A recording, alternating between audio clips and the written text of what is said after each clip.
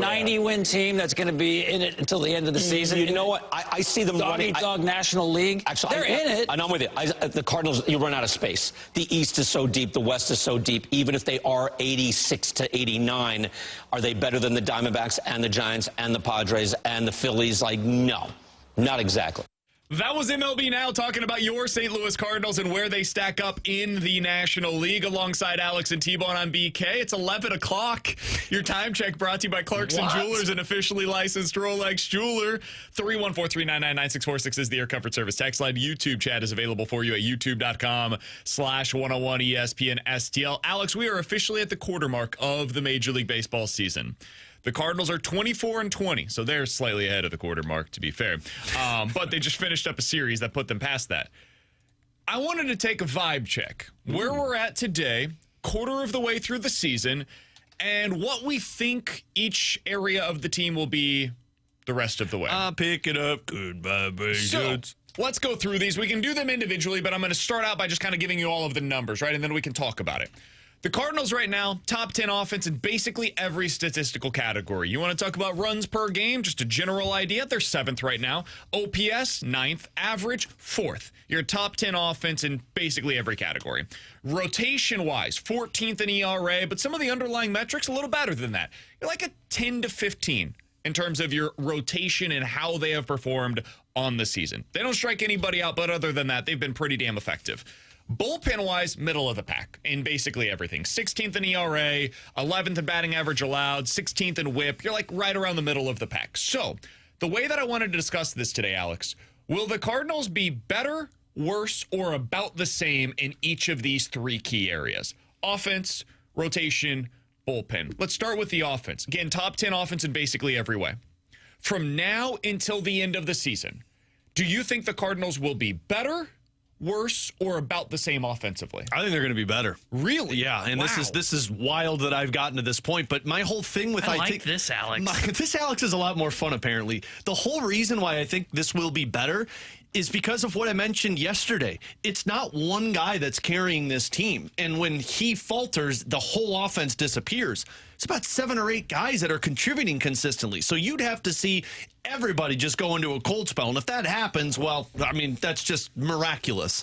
I do think they're going to be better in certain areas. I don't think if you went through this and went through with a fine-tooth comb, I don't think they're going to be better than 4th in average or 3rd in on-base percentage. But I think their slug rises. I think their OPS rises. Maybe some of those others dip. I think we're talking about somebody that could be close to a top 5 offense by the end of the season. I think about the same. I think this is about where they're at. I think you're roughly like 7 to 10 range in terms of your offensive production this season. I do think you'll deal with injuries at some point in time. Hope that's not the case, but at some point you'll probably have injuries that you have to overcome. Like Donovan, I don't think is going to hit 315 the rest of the season. Right? I don't think that's likely. Maybe he will, and the offense is boosted by the fact that you have Nootbaar at the top of the lineup, Donnie doing what he's been doing in that 3-hole, etc. I just don't really know who you can expect a whole lot more from the rest of the way. Wilson Contreras, I suppose, season numbers you could expect more from, but what he's been for, I don't know, the last 4 weeks now, that's pretty freaking awesome. So I'll say about the same. T-Bone, for offense, where would you go with this? Better, worse, or about the same as what we've seen so far this year? I think they're going to be slightly worse, and I still think they're going to be a good offense. I think they're going to be a top 15 offense, but I think they'll probably fall outside the top 10 because I think their slug, whether it's their slug falls off a little bit or it is the rest of the league kind of catches up to them, because like you look at where the Cardinals are with slugging percentage, there's still a lot of really good teams I would expect to hit for power that will start to rise up the ranks as the summer starts to get here and the ball starts to fly a little bit more. But with that being said, I don't think it's going to be like significantly worse to where you drop outside the top 15. I would just lean on because I still don't see a ton of power in this lineup. I think that's going to drag down a little bit of the runs. I think that's going to make them more susceptible to a couple of games where they go kind of 0-4 with runners in scoring position, don't put up as many runs.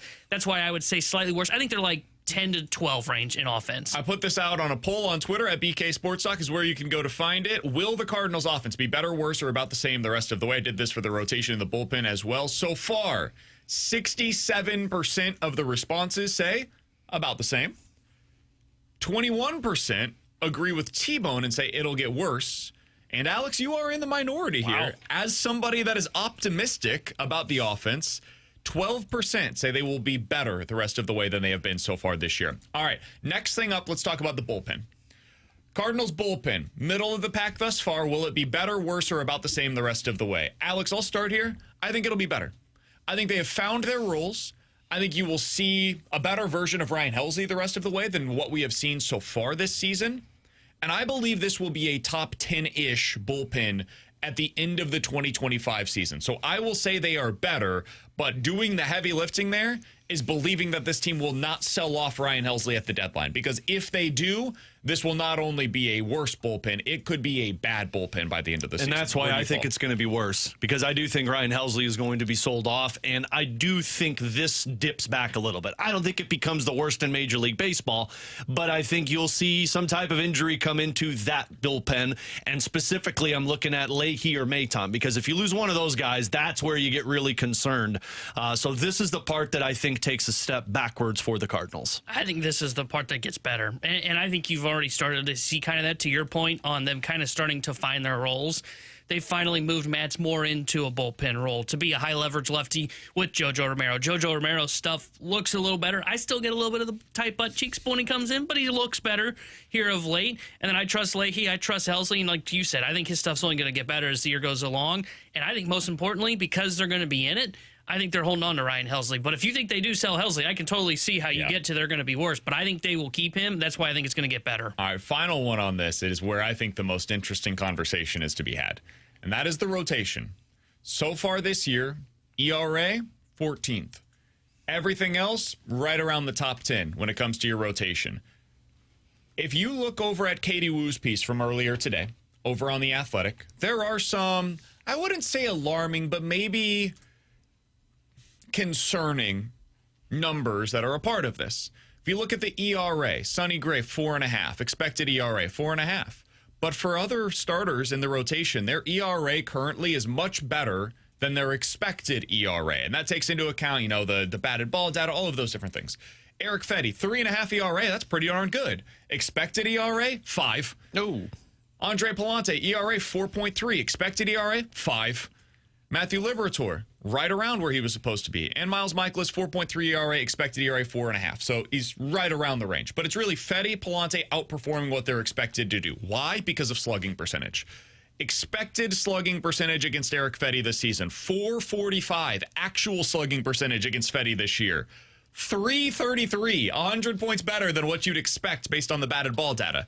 Same thing is true for Sonny Gray. He's 50 points better than his expected numbers, and Andre Palante is about 30 points better than his expected numbers. Miles Michaelis, by the way, 360 actual slug, 455 expected slug. I say all of that to say this.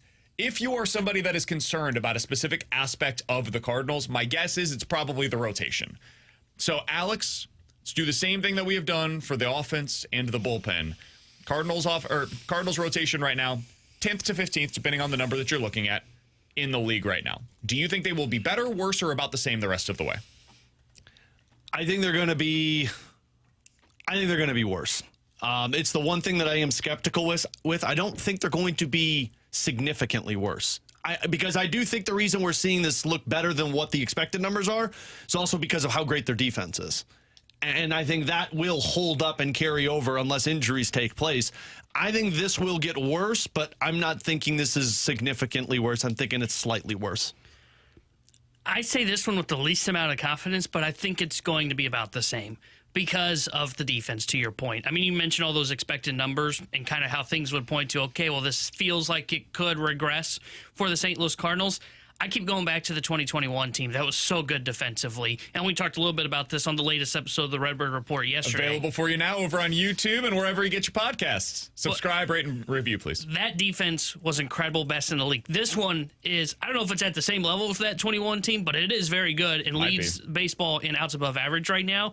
So I go back to that 2021 team. Okay, do they show a little bit of the same signs? Okay, Adam Wainwright, ERA 3.05 that year. Expected ERA 3.87. You look at KK, 3.46 ERA, expected ERA of 4.48, and then Jack Flaherty, ERA of 3.22, expected ERA of 4.92.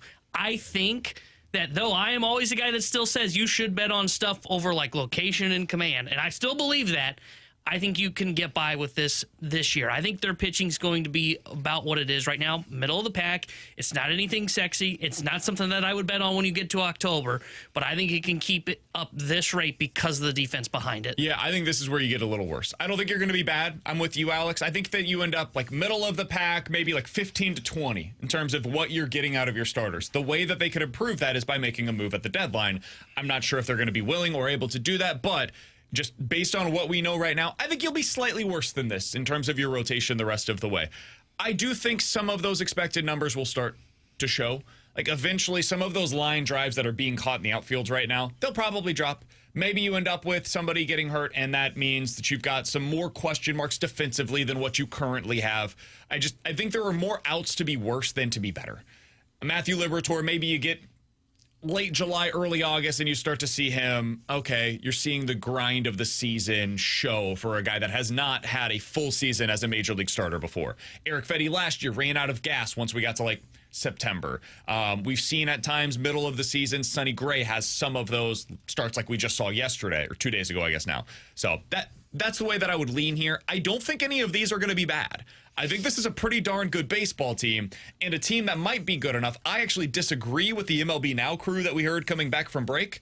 I think this team could absolutely contend for a spot as the best in the NL Central. I don't think that you're going to win a World Series or anything like that, but this is a good team, man. This is a good team worth buying into, and they're a fun bunch to watch. Because we have a lot of time left before we need to take a break, their conversation of, I don't think they're better than the Mets, I don't think they're better than the Cubs, I don't think they're better than the Dodgers, the Padres, as you heard on MLB Network.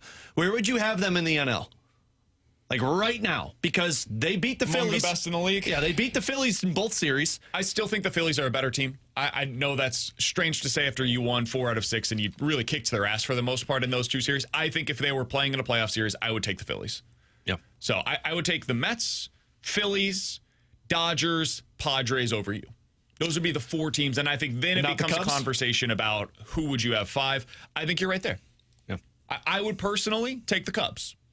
I think I would too. And that would be right around the range, though, that I think the Cardinals can fit in. And, like, can the Cardinals be better than the Cubs this year? Absolutely. Yeah. There's no reason to think they can't. Yeah, that's kind of where I'm at, because I think they're better than the Giants. I think they're better than the Diamondbacks. They're better than everybody else in the NL Central. So I would have them behind the Mets, the Phillies, the Cubs, the Dodgers, the Padres. Yeah, I would have them like 6th in the NL. I would have them right there with the Braves, the Cubs, and then I would still throw the Diamondbacks up there. The Giants I'm not buying. I think the Diamondbacks are going to be better than what their record shows because I think they're going to get better pitching. But I think they're in that conversation. Like, if you told me to pick right now, who would you have, Cubs or Cardinals? I would say Cardinals. I think they are more balanced than the Cubs are. I don't think they're top-heavy with their lineup, which you've brought up. I think their pitching, their starting rotation is getting better numbers and is healthy right now. The Cubs are without Justin Steele and Shota Imanaga. I believe he's on the IL as well. And then the Cubs' bullpen's not good. And I think the Cardinals have stabilized their bullpen. So if you told me right now who would I take, I know we haven't seen them play head-to-head, I would give the Cardinals the edge over the Cubs. That's what I want to see first. I want to see them. Like, I think they're even with each other. I want to see the Cards and Cubs play against each other before I can really get... Because right now, watching the Cubs against other teams, they're night and day better than them, which I could say for the same for the Cardinals, which is why I think they're even with each other. It is wild. We do not see the Chicago Cubs until June 23rd. Terrible scheduling by MLB. And by the crazy, way, man. Can I complain about the MLB real quick on their scheduling? Sure. Absolutely, we got time. Do you know what they're calling? Do you know what they're calling this weekend?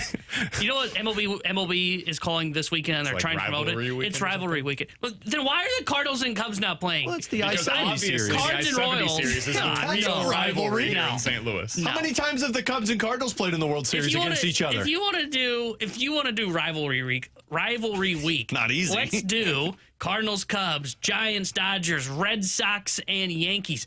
Not Cardinals and Royals and all these interleague series. Oh, give me a break. All right, I'm glad What I are the got that other off my series chest. that are taking place this weekend? Let's take a look real quick. Man, because we got Mets, so much Yankees. time right now. Cubs, White Sox. That's a rivalry.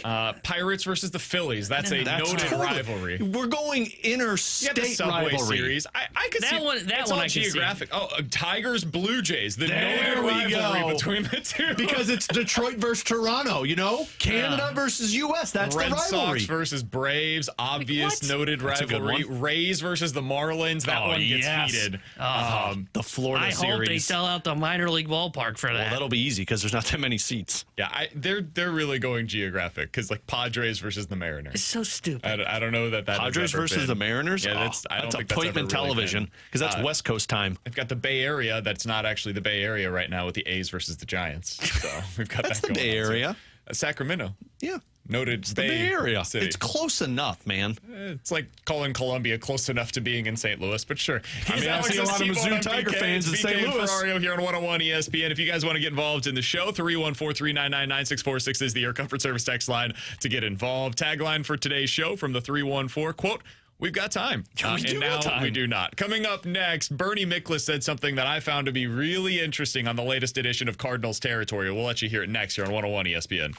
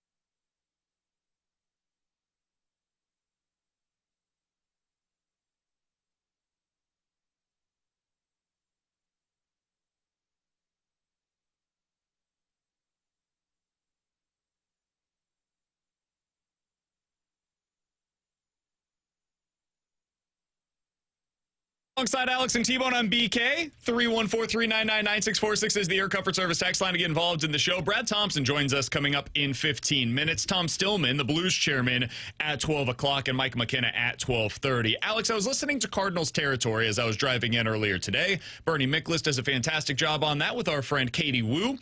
And Bernie said a couple of things about Ivan Herrera that I thought were worthwhile to consider here on the show. First, I respect Bernie's opinion immensely when it comes to his historical references of players that he's seen here in St. Louis in the past. So when he said this, it certainly caught my attention. I hate myself for saying this, but I haven't seen a young player of that size and persona. He reminds me of a guy I saw for the first time in 2001. Now, that guy, I'm not going to say his name. People have to figure it out. Yeah.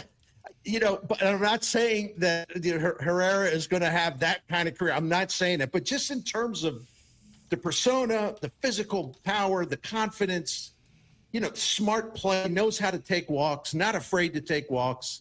He's not swinging at everything. He's a smart guy. He reminds me of a young guy I saw, 25 years ago, basically. Yeah, he does. I won't say his name because that's too much. I don't want to put that on him. Like when the old man here says, you know, this kid reminds me of somebody, and I don't say that lightly. I don't say that lightly. He's talking about Bobby Bonilla, right? Yeah. Like he's talking about Bobby Bonilla, who was 38 years old that season. I agree. Yeah. Man, Ivan Herrera, I hope you get set up to where you're getting paid $1 million for the next 55 years. I thought personally that he was referencing J.D. Drew. I thought that was the reference. Could have been Palacios Polanco. Yeah. Kerry Robinson. Mm-hmm. John Mabry. Your guy, Edgar Renteria. Yeah, absolutely. Could have been any of them. Fernando Vina. It was a good offense. You know what's crazy about it? When we talked earlier this week about him being a superstar, like Pujols was the one that came to mind for me. Oh, that's who he was talking about? Oh, was it? I wasn't sure. I'm just speculating here. Yeah. You never want to. I thought you were talking about Mike Matheny. You never want to say Albert Pujols because you know what comes with that. But I agree 100% with Bernie. The persona of Ivan Herrera when he steps into the batter's box does give you a lot of that vibe. Just because you know he can create damage with one swing. I never want to compare anybody to Albert because it's totally unfair because almost anything you do will fall short. Right. Hey, if you're not the best right-handed hitter of your generation, you failed, is basically what that does. However, the place where I think it does become an interesting combination, like really the only reference point that I have for this in a Cardinals uniform in recent memory is Albert. Anything seems possible when he goes to the plate. Every time he comes up to the plate, Alex, you told the story about how you feel like it's appointment television when he's at the plate right now. Dude, he has 9 extra base hits in 12 games. His OPS is like 264. He went on the injured list for a month, came back, and it was like he never missed a beat. Like, shouldn't there be some sort of an adjustment period for timing? His knee is clearly not at 100% right now, and yet he's like legging out the double the other day. It's just the whole package, and I'm not talking about defense, but as a hitter, everything is there, and it all seems possible with him. So I don't know where this is going, man. I have no idea what Ivan Herrera is going to become. Cooperstown is where it's but going. Right now, and I mentioned this, I think we talked about this on the Redbird Report yesterday, T-Bone, where it's like, I'm not sure what the weakness is. Like, as a hitter right now, I don't know what the problem is. He swings and misses a little more than you'd probably like, but he does so much damage that it more than makes up for the fact that he swings and misses a little bit. He doesn't strike out at some crazy rate, though, despite some of that swing and miss. He puts the ball in play consistently, and he hits it as hard as, like, Jordan Walker does, but while hitting it hard, he puts it in the air, and a lot of the time he's putting it in the air to the pull side. So I don't know how this goes south. It will not be a 385 average the rest of the season. But I don't know where the weakness is in his swing right now. And that both gets me really excited and also a little anxious because I don't typically buy in like this for a player. I fall hard for guys where I'm like, damn, this guy's a really fun player, and I'm willing to give them a contract extension. Baseball's hard, and more often than not, you're going to fail. So oftentimes I will say, like, this is the thing that you look out for. I don't know where to point with Ivan Herrera, man. Damn. The 314 is right, guys. Bernie was clearly talking about Bo Hart. Son of a... I loved Bo Hart, so it works. Do you guys see something? Like, no. Is there something for you that you look at and you're like, oh, okay, well, you guys are getting out over your skis. Yeah, he has 5 home runs and 4 doubles in the first 12 games of his season. And yeah, he has 14 ribbies in the first 12 games of the season. But this is why you should relax, as Gator says over in the YouTube chat. You need to relax, Gator. No, because it's not just the 12 games this season. It's also the 72 games last year where I know he only hit 5 home runs, but he had a 428 slug. He was also really impressive last year and still dealt with injuries at times, and you had to go up and down with him. I just don't know what about Ivan Herrera should force me to kind of pull the reins. Somebody on the text lines, I really like this, and this is more in the realistic range of outcomes to me. They said, guys, it's not Albert Pujols that he reminds me of. It's pre-leg injury Alan Craig that he reminds me of. That is a great comparison. Also an impact player. A true great comparison. Alan Craig was a guy that hit for real average. He was a consistent 300 hitter early on in his career, and he had pop. It wasn't 40 home run power like Albert Pujols, but 25 to 30 was in a typical season for him, if he stayed healthy for the entirety of the season. That's a great comparison by the text line. And it was a middle of the order bat. And it was a guy that every time he stepped to the plate, you were like, yeah, you could do some damage here, especially with runners on. It's, again, if you don't like the player comps, fine. The biggest thing with Ivan Herrera is it's the first time I felt like the Cardinals have a chance to have a legit star in baseball. It's the first time they've truly developed a middle-of-the-order hitter, where it wasn't are they a leadoff hitter or are they a middle-of-the-order hitter, but a true middle-of-the-order hitter in 20 years. Since Yachty, I guess, when Yachty had that probably stretch. Craig. Yeah, I guess Craig. Craig. Yeah. That's probably the last one. Or Bobby Bonilla in 2001. Could have been that as well. Bernie did say one other thing that I found to be really interesting about Ivan Herrera, and it's a differing perspective on the position that he's going to play long-term than what we normally hear. Take a listen. Because I don't want to see him get beat up. What's the point of that? You're really going to need his bat, especially if Walker and Gorman don't, pick it up. He's going to be a guy, an X factor who can really fill in a lot of that offense. I don't want to see him getting beat up behind the plate. He's just a natural-born hitter. He's great at it, which isn't to say that, they're crazy to not give up on him at catcher. But I'm just saying, given you optimize your offense by making him the DH. You also optimize your defense. Yeah. And I find that to be a really interesting perspective on this. Now, I don't think they should just put him at DH full-time right now. It's not the way that I would go about this. I think you find out what you have with him behind the plate. But Bernie does make an interesting point there, and that audio is courtesy of the Cardinal Territory podcast. He makes a really interesting point about him getting beat up behind the plate. Now, he did not get hurt behind the plate this time around, but we've seen this with Wilson Contreras, where we all expected a better season offensively this year from Contreras because of the position change over to first base, because of just the consistent beating that you take behind the plate as a catcher. I find that perspective to be pretty interesting, honestly. And it's something that I probably haven't taken into account enough when discussing is his future at catcher or is it elsewhere, whether that be DH, first base, whatever it might be.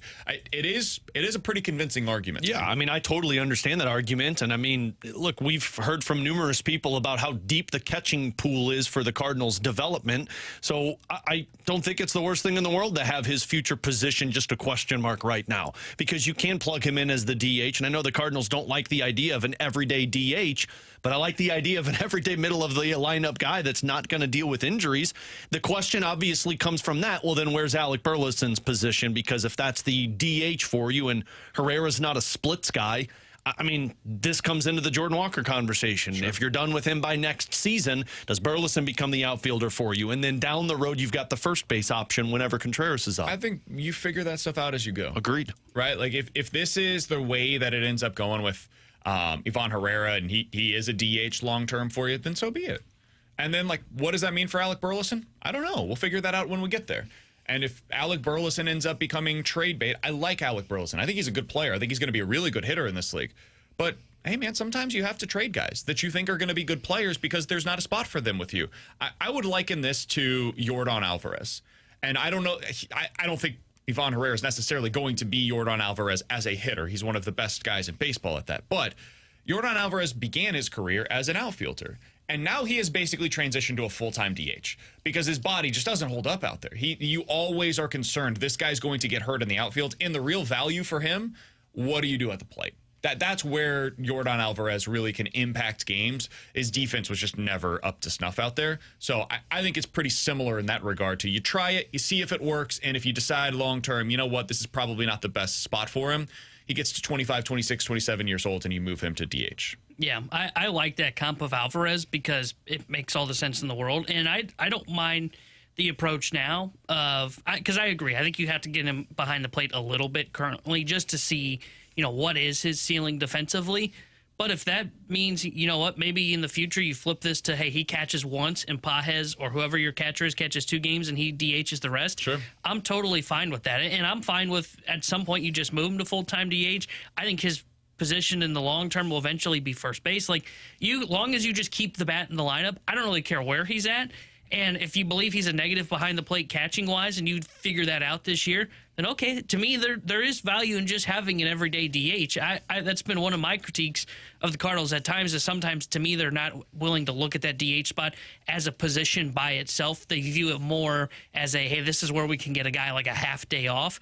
I think you have to look at that as an actual position. You have to view that as a position. And if you've got a guy like Herrera who's not good defensively, but the bat can play up and really carry his value, it's okay for me to have him at the DH spot. If you guys would like to hear more Cardinals conversation, the place to do so is over on YouTube, youtube.com/101ESPN STL. That is where the latest Redbird report has been released. Me and T-Bone talked things over for about an hour on the Cardinals, where they're at right now, where we think they end up going from here as we reached the quarter mark of the season. You can check that all out over at youtube.com/101ESPN STL. There's a nice, shiny new studio as a backdrop to that podcast. Yeah, we were in there.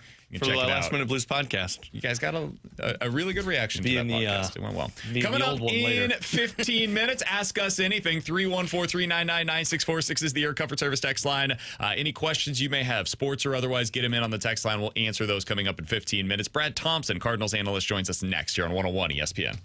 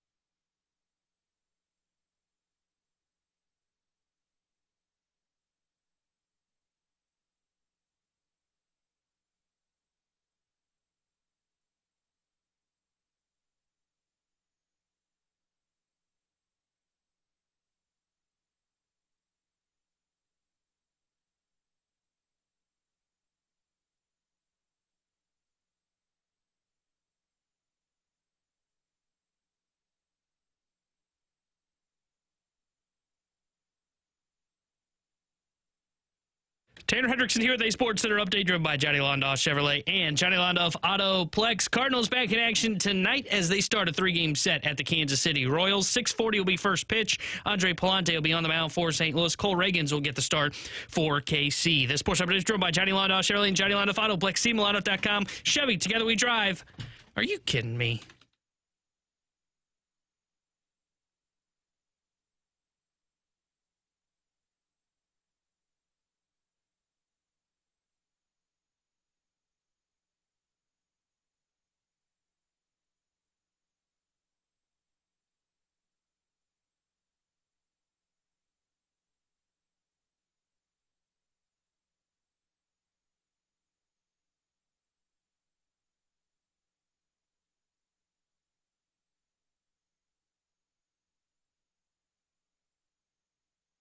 Alex, do you remember early in the season, we'd have our weekly conversation with Brad Thompson and it'd be like, hey, BT, can you tell us what is good about this team? Because we're not really seeing it thus far. We don't have to do that anymore. No, I remember talking a lot of Blues with BT at the beginning of our segments to try and deflect the conversation. And we did it for him. We'd ask him about the Blues, and then we'd have to move on to the Cardinals. That's not the case any longer. Cardinals playing some of their best ball that we've seen in years here in St. Louis. And Brad Thompson joins us now via the Callier and Thompson hotline. BT, it's been fun to watch this team, man. How you feeling about these Youngery birds? How about those Cardinals, boys? They're rolling right now. No, this has been a blast, man. Look, we knew, especially coming in with a young team, specifically a young offense, you're going to have your ups and downs. But the start of the season, you started to think from a fan standpoint, right? Like, here we go again. First 22 games, the Cardinals were 9-13, and you're like, they're not winning on the road. They're not doing anything. Well, the next 22 games, they're 15-7, and they find themselves in a really good position. You guys remember early last year, they dug themselves a hole. Like at this exact point last year, the Cardinals were in last place in the Central. They were 8 games back. They were 7 games under 500. And now they find themselves 4 games over, 1 game back of the Cubs in the standings, and they're just playing energetic, fun baseball, guys. It's been a blast. All right, BT, as a follow-up to that, because you still have your skeptics out there. I don't know if you've heard from them at all, BT, but they're definitely lingering not up in here, not on my time, on social media and on the text line. For those people that are not totally convinced yet, they're kind of waiting to buy in. They want to see this for another few weeks before they're really ready to do so. Why is this year different in your mind? Why is this team different than what we've seen over the past 2 years? Because I think that you're finally seeing young players grow, right? And you're seeing them start to come into their own as big leaguers. And that's always the goal, is having your young players grow. But I think that they've got themselves a very good mix. I think this is the most prepared team that we've seen in a long time from a offensive standpoint. Their preparation is unlike it has been in years in past. And that's not a shot at anybody else. It's just the way that it is. Like, these guys are so well prepared. Brant Brown, their entire hitting staff, just does a good job of keeping these guys ready and keep them accountable when it comes to taking their at-bats. Every at-bat, they're checking in. They're making sure they're going the right way. And they have grown together, and they believe that they can win. Like, it just didn't feel like over the last couple of years that the group truly believed that it could go on a roll. Right now, you feel it. It's palpable, and sure, it's a lot easier to do that when you're winning games. But, guys, I've been around this team all season long, even in the first half when things weren't going great, and you still had that belief to a man that this ball club was good. Like, they're starting to believe it, and hopefully most of the fan base is. It doesn't mean that everything is going to be perfect and they're going to win 10 out of every 11 games and there won't be any downs. There certainly will. Like, that's how baseball goes. But I think that they're just trending in that positive direction, and you can see it. You see the pieces that they have, and it's easy to believe in the core of talent. You know, BT, the one that's gotten me that feels different over the last couple of years has been the ability to avoid the snowball, because a great example is that Phillies game when they were down 5-1 and Sonny Gray gave up those runs. Last year's me would have been like, okay, this game's over. Like, there's no chance for that Cardinals to come back. But it feels like ever since that Boston Red Sox series, if they go down by 3, 4, or 5 runs, it feels like they're going to come back in that game. Well, it makes it fun, right? And for a fan base, and obviously for those guys, like that, having that belief is a beautiful thing. One thing that has been constant, even though the wins were slow to come early in the season was the style of play. Like, they don't give away at-bats. They don't give away innings. Doesn't mean every at-bat's going to go great. Doesn't mean that every inning pitch is an awesome one. But they're not giving anything away, and you can just see it. And I think you bring up a perfect example with that game against the Phillies. That is a game that they absolutely lose the last couple of years. And they figure out a way. They beat up on Nola. Nola's having a bad year, and they made it a hell of a lot worse for him. But they had the belief that they could do it. And that's what makes it, to me, an entertaining club to watch and enjoy. So hopefully fans are tuning in more. I really hope that when the Cardinals are back home again, that we see more fans in the stands. I hope they're giving you a reason to come out to the ballpark, because the style of play is just awesome. And the way that they're going about it is every facet, guys. Like, what this starting staff is doing right now is electric. I mean, it's not. I didn't expect it to look as good as it's looking right now, and that's going to be a huge storyline in this series against the Royals. I think they got the second best ERA in all of baseball when it comes to their starters. So seeing those, those battles is going to be a big one. The bullpen has been locked down. The additions and the emergence of Leahy in this pen, like, you can't understate what he's done. He's been such a great bridge to the back end. What Matz has been able to do, like, there's just so many pieces that have fit in for this team right now. All right, so one of those pieces, and BT, I'm going to be honest with you, I struggle with this because I don't know what to do with Ivan Herrera. And I don't say that in a bad way. But I don't want to get out over my skis on this. This guy, in his first 110 games as a big leaguer, is batting .300. That doesn't happen in today's game. This year, he has 9 extra base hits in 12 games. That is equated to 14 RBIs in 12 games. These numbers don't make sense, BT. They're video game numbers. And yet he comes back from injury when he missed a month, and he just picks up right where he left off. What is possible for this kid, BT? Well, what you do with them is you put them in the damn lineup every single day. That's what you do with them. That's a good starting point. Regardless of where he is, right? Whether he's catching, whether he's DHing, I would be inclined on a day where you want to have maybe even Contreras DH. I put him at first base. Like, I'm figuring out ways to get him in the lineup every single day. But the numbers are insane. The approach is great. You look at last year, 72 games, he had 5 home runs. 12 games this year, he's got 5 of them already. And I think his swing decisions are really good. He knows what he can do damage on. The preparation has been there. We saw him a year ago kind of change his swing, change his setup. He starts more open. But the numbers, like you said, I mean, they're ridiculous right now, what he's putting up. He's been confident. And this doesn't look like a flash in the pan, especially when you're looking at I'm not saying he's going to hit damn near 400 or whatever, but I mean, he is going to be a consistent offensive player, because that's what he has been his entire minor league career too. He's always been able to hit. The thing was, is he going to be able to come along from a catching standpoint? I think that we've seen him do a better job there. I think there's still a lot of work behind the plate. I know he's putting in that work, but at the plate right now, he is a total difference maker for a lineup.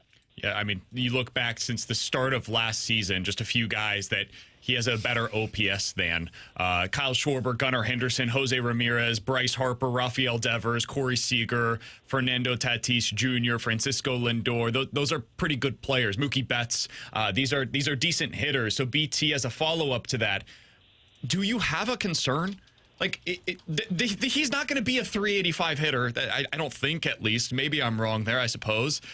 What is the thing that could become like he's hitting 250 for the next month because of X, Y, or Z? What are those things in your mind? Well, right now he's not showing any like real holes in his swing, but the league will figure you out at some point, right? If they end up finding something on him and then are able to execute it, every hitter is going to go through rough patches. I don't care how good you are. All those names you listed, by the way, a good list for him to be on. All of those guys will go through the rough patch, but it's not like you don't see a glaring hole, like just to use Walker, right? I don't see Herrera. It's like, hey, spin down the legs, having a really tough time with it. It's not the case. Like, he's able to fight that off. And I think that what makes him so good right now is his ability to drive the ball the other way with authority. Like he said, that home run he hit in Philly, like that's a bomb. That's a tank shot to right center field because he's able to recognize the pitch, let it travel, and drive it where it is. So, look, it's not always going to be perfect for him, but he doesn't have any significant holes. And I think that he's got a really good attitude, too. He's able to wash away a bad at-bat or a bad game, and not that he's had any of those, but he will, and be able to jump right back into it. BT, on the flip side of that, we have seen the struggles of Jordan Walker recently. Has anything stuck out to you of why he's struggling?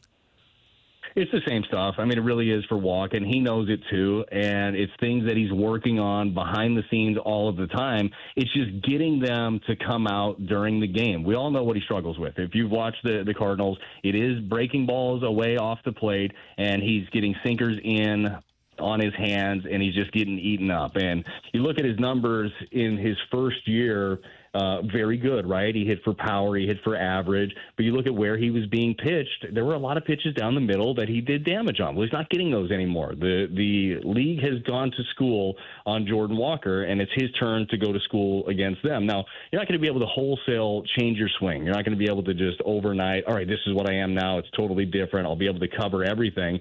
But what you can do, and it's easier said than done, is you can make better swing decisions. And I think that that's kind of what he is going to have to work on. I know he is working on, is you're going to have to give the pitcher early in the count part of the plate. And the part of the plate that he probably should give away is the outer half right now. And say, hey, if you make a pitch over there early on, fine, good on you. That's a strike. I'll take it. But I don't believe that you're going to be able to make 3 of them over there. You will make a mistake. And if you make that mistake middle in, I will punish you. I think what we're seeing early in counts for him is those, breaking balls down the way. He's going after them and swinging at pitches that he's not going to be able to do damage on. Then you find yourself in a hole and you never get to that cookie. So I think the big key for him is going to be swing decisions, especially early in counts. BT, always a pleasure, man. Thanks for hopping on with us today. Enjoy yourself out in Kansas City. Get out to Harp's Barbecue. Make sure if you're looking for coffee, Messenger's a good spot out there. Enjoy my hometown. Okay, I forgot you're the KC guy. I should have been calling you already. I went Jack Stack last night. Good choice. Good choice. You could do a lot worse than Jack Stack. There was tone there, BT. No, seriously, Jack Stack's a good one. Yeah, it didn't sound good. It's like, no, that's good for you. That's what it felt like. Yeah, he had that with me the other day. Did you go to the Freight House? Which location did you go to? We're staying downtown, so it was in like a little like warehouse district, I guess. Right over by Union Station. Yes. That's a good one. All right, well, enjoy it, man. Have fun out there. Crossroads is a fantastic area. You'll enjoy yourself. We'll talk with you again next week, hopefully talking about some more winning baseball for the Cards. Sounds good, guys. Thanks for having me. I'm going to go get some Messenger coffee. There you go. Enjoy it. That's Brad Thompson. Appreciate his time as always here on BK and Ferrario. If you missed any of our conversation with him, be sure to check it out after the show today, 101ESPN.com or the free 101 ESPN app that is sponsored by Schaefer Door Company. In 15 minutes, we'll talk to Tom Stillman. He's the Blues chairman. We'll talk to him about what lies ahead for the Blues, how they are planning for their offseason, what that looks like for free agency, trades, etc. We'll talk to Tom Stillman about all of that in 15 minutes. Ask us anything. 314-399-9646 is the Air Comfort Service text line. Questions, sports, or otherwise. Next, you're on 101 ESPN.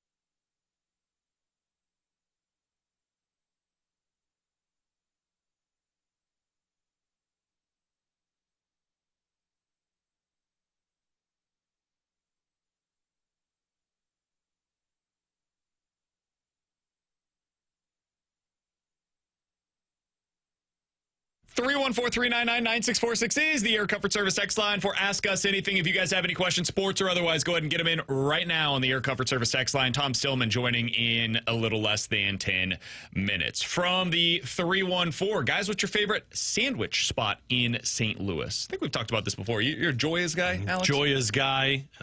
Blues City Deli. Blue City downtown. Deli, Mom's Deli. Those are probably my big three. Southwest Market's another really good one down on the hill, right across the street from Favaz's. Yeah, mine would definitely be Blue City Deli. Gramophone is fantastic. Kind of different style. It's more like heated sandwiches, but Gramophone's great over kind of Central West End area. Those are probably the two. Yeah. Nothing beats Joya's for me, though. 314. T-Bone, do you have anything else you'd like to add? Just those. T-Bone's big on Subway.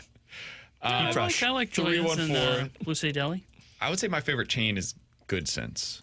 That'd be my Good Sense is really my favorite chain, which I guess is a chain, Paschetti's. Oh, yeah, they're pretty good. That's my go-to. There's cinnamon bread. Oh man. go-to for you. Yeah. BK, what are the best barbecue spots in Kansas City? I went to one of the Q39s, and I thought it was maybe the best I've ever had. What other recommendations for those going to the game this weekend? You asked the right person. I have not been. So this is a recommendation that I'm giving based upon what my friends have said about it. They have told me it might be the best barbecue spot right now in KC. Chef J. It is available now in the airport as well. He's like doing a bunch of cool stuff. Chef J is one of the newest ones that people are really liking.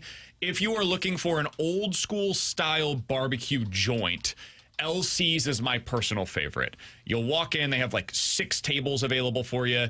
You order right up there at the front, they bring it over to you. LC's is like, if you're looking for greasy, just down-home barbecue, that to me is the best in town. Q39 is always good. I was serious, like Jack Stack if you're looking for a sit-down barbecue spot, Jack Stack is a very good spot as well. So the value of KC barbecue, like I think St. Louis has some really good barbecue spots around town. There's just not as many of them. That's the thing about KC is like you throw a rock, find the best barbecue spot that you can find in that area, and it's probably going to be really good. That's the value of the barbecue in KC. There's just a ton of great spots in town. All right, 314-399. Huh? I like the Lou better, I said. That's fine.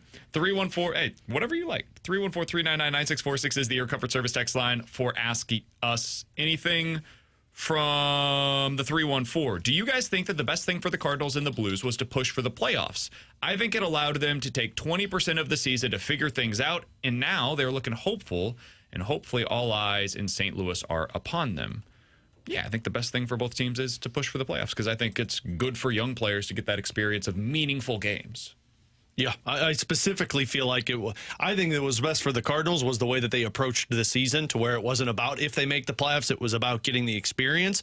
And now you just hope the added bonus is getting to the playoffs. I thought it was important for the Blues to push for the playoffs because they've already done the 2 years of missing and bringing in assets. They needed to get a taste of the playoffs. And the Cardinals, I don't know if it's necessary, but now for how well they've played, yeah, I think you really want to get a taste of it. And I really think for both sides, you really just wanted to feel good about your core again, right? Like you talk about the Blues in the last 2 years, what has been the conversation? Well, is Thomas and Kyra really the core pieces you want to build around? And look, they brought in some pieces that helped that with Dylan Holloway and Broberg. It just feels reaffirming to finally look at hey, okay, not only do we believe in this and what we're trying to sell the fan base, we actually have something to point to and say, yes, this did work. We do believe in what we have here. All right, last thing here. Guys, do you think it would make sense to put Herrera at first once Willie is no longer on our team? If so, what do you think it's on the table for that? And does that open up the DH spot for Burley? Yeah, I think Herrera could play first base. I don't see any reason why he couldn't. Yeah. I think that probably is his most likely long-term landing spot if he has a position on the field other than just DH. Yeah, I mean, you're looking at the model of Herrera moving to first base with Contreras moving to first base. And he's got 2 more years after this year. Mm-hmm. So you got 2 years to continue to use him utility-wise. And at some point, you'll probably shift Contreras away in terms of playing time. But, yeah, makes sense. Last thing here. Would you rather go to Kentucky Derby, Indy 500, or the Super Bowl? If you could go to one of those 3, the Derby, the Indy 500, or the Super Bowl, which would you choose? Mine would be the Super Bowl. I would not go to the Super Bowl. That would be my last choice here, believe it or not. I think I would go to the Derby. Indy 500 would be close, though.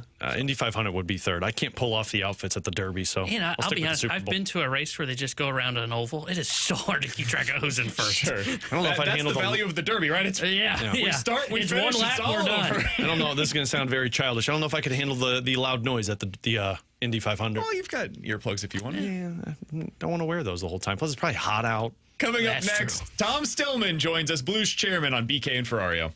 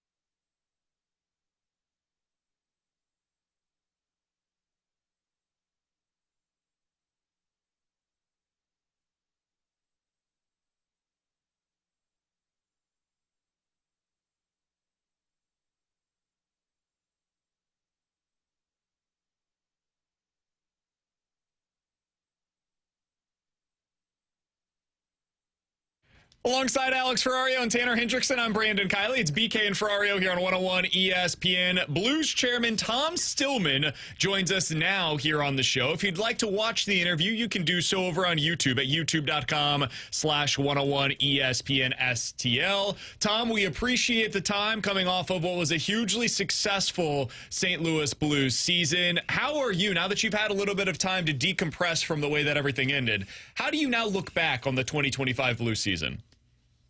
Of course, that loss was a brutal way to lose, and it stings. But he's got to move past that. And I look at this season in a really positive light. I think we made a really big leap in our whatever. We really moved forward. I think we're further along now at the end of this season than maybe we expected we would be. So, the management, coaches, the players all did some great work this year. Tom, I asked Doug this at the end of the press conference last week, and I'll ask you the same. Are you really excited to never really be asked about the whatever term moving forward? That would be great, but I don't think that's in the cards quite yet. The word will still be around, I'm sure.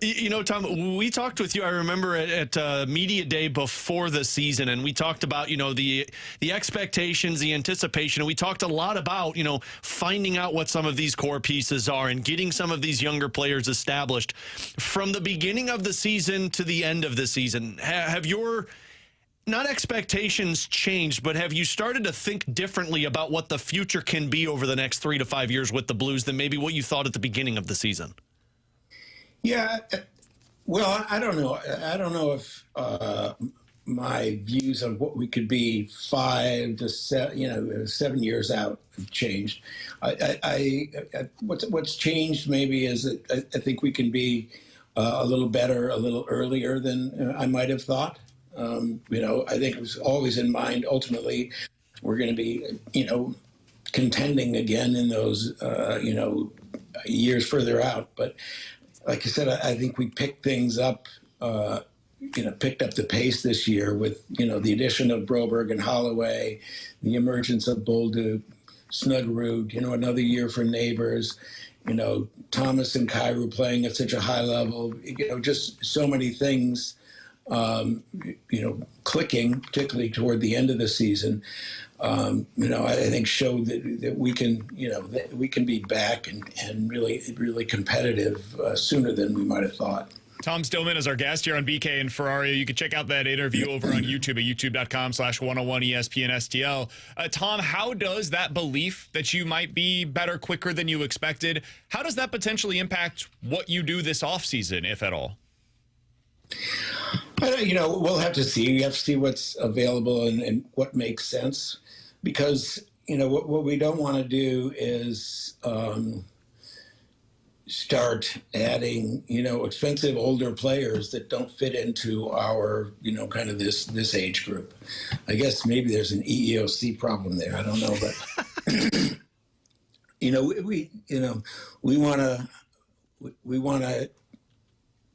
we want to move along with our core that is still young and add at those types of age levels, if we add it all, rather than suddenly bringing in, somebody who, is in the later years, a great star, but that just doesn't make sense for our long term. Tom, we talked so much about being patient with a lot of these younger players, guys like Bolduc and Snuggerud, Neighbors, Dvorsky.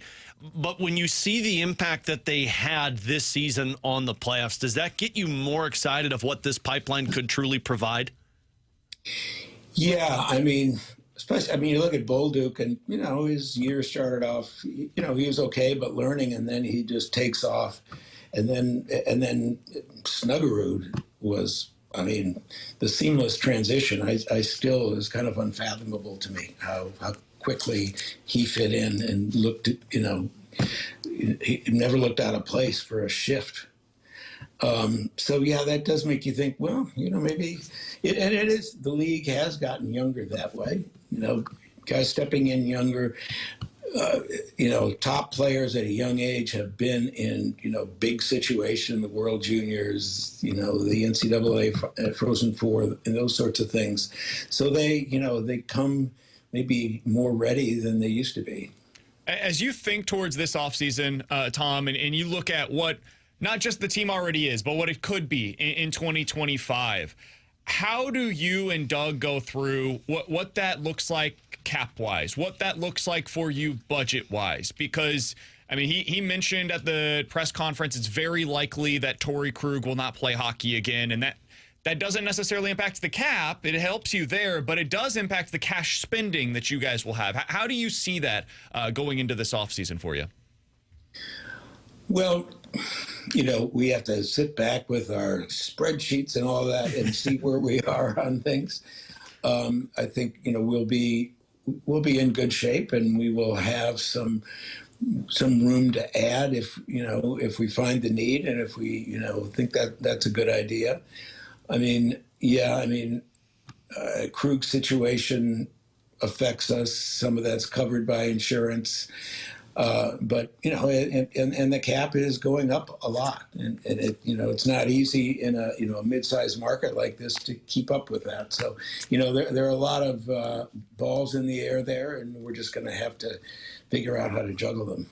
When you look at what this run did for you guys, did that help on the budget side of things, having the gate revenue for a couple of playoff games and having down the stretch as much excitement supporting the team from the fan base as there was?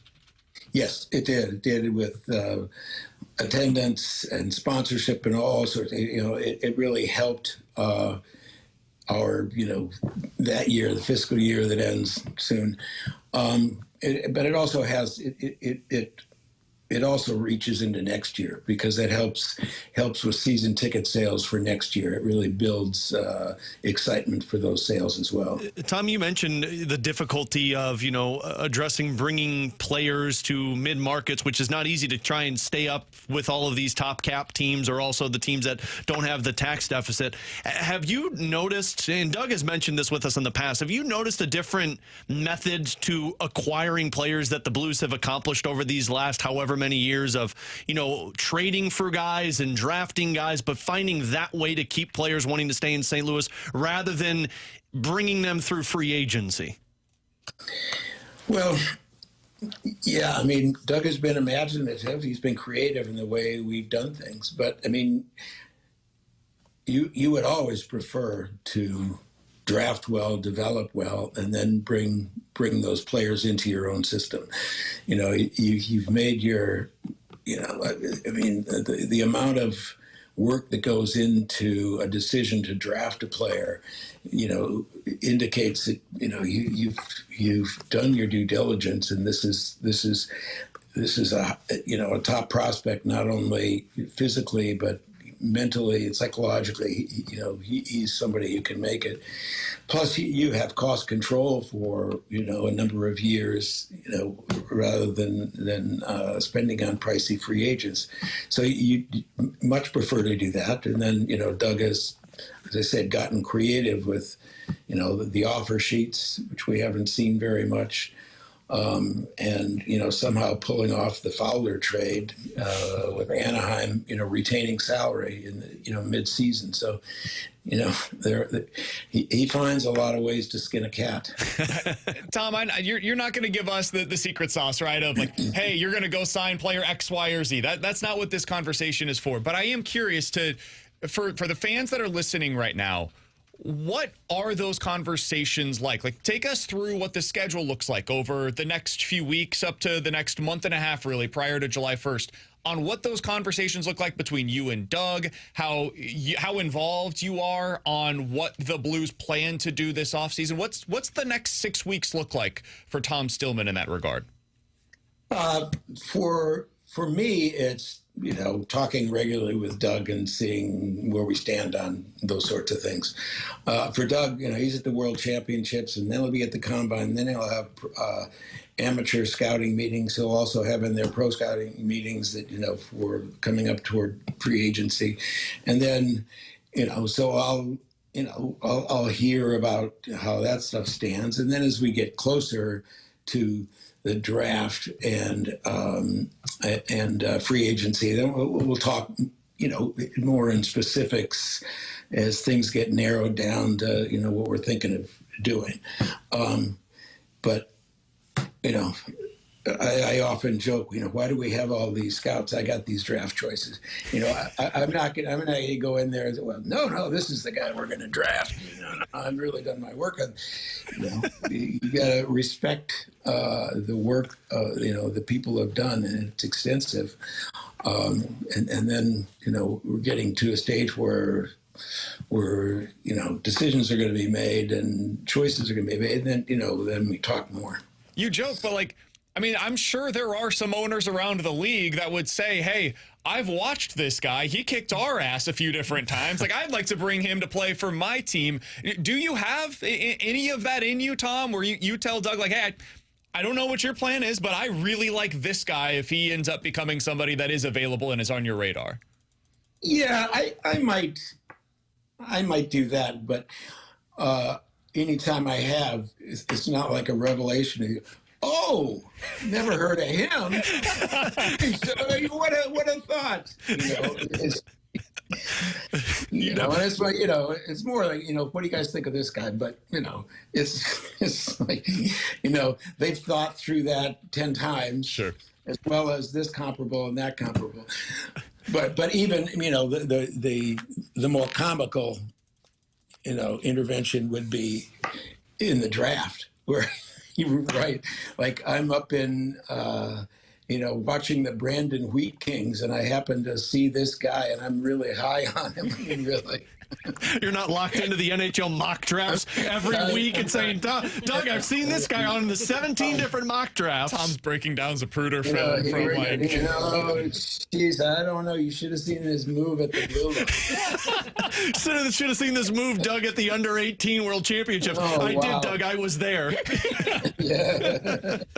Hey, Tom, the one other one that I wanted to ask you about, we had Alex Steen on our podcast and had the chance to talk with him. This is the final year of working under Doug before he takes over as the sole general manager for the Blues. What have you noticed about his development over these last couple of years of working alongside Doug and just seeing his growth on the management side of things? Well, Alex comes with he's a serious person, right? He always was as a player. He could be fun and funny and but he approached life and decisions and what he did in a serious manner. And that's what, observe from him as he, becomes, as he gets closer to this job and as he's worked more in the organization and especially with Doug, he is, just becomes, he's learning. He has the natural inclination to do these things, to the way he approaches things.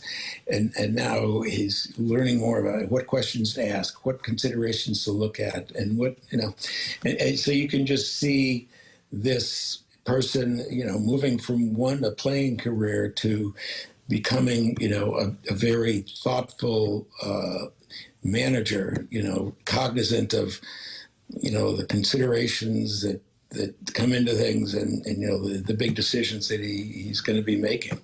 So, at the end, another thing is that, he will still have Doug to rely on to counsel him and to, manage things that he doesn't have to get to quite yet.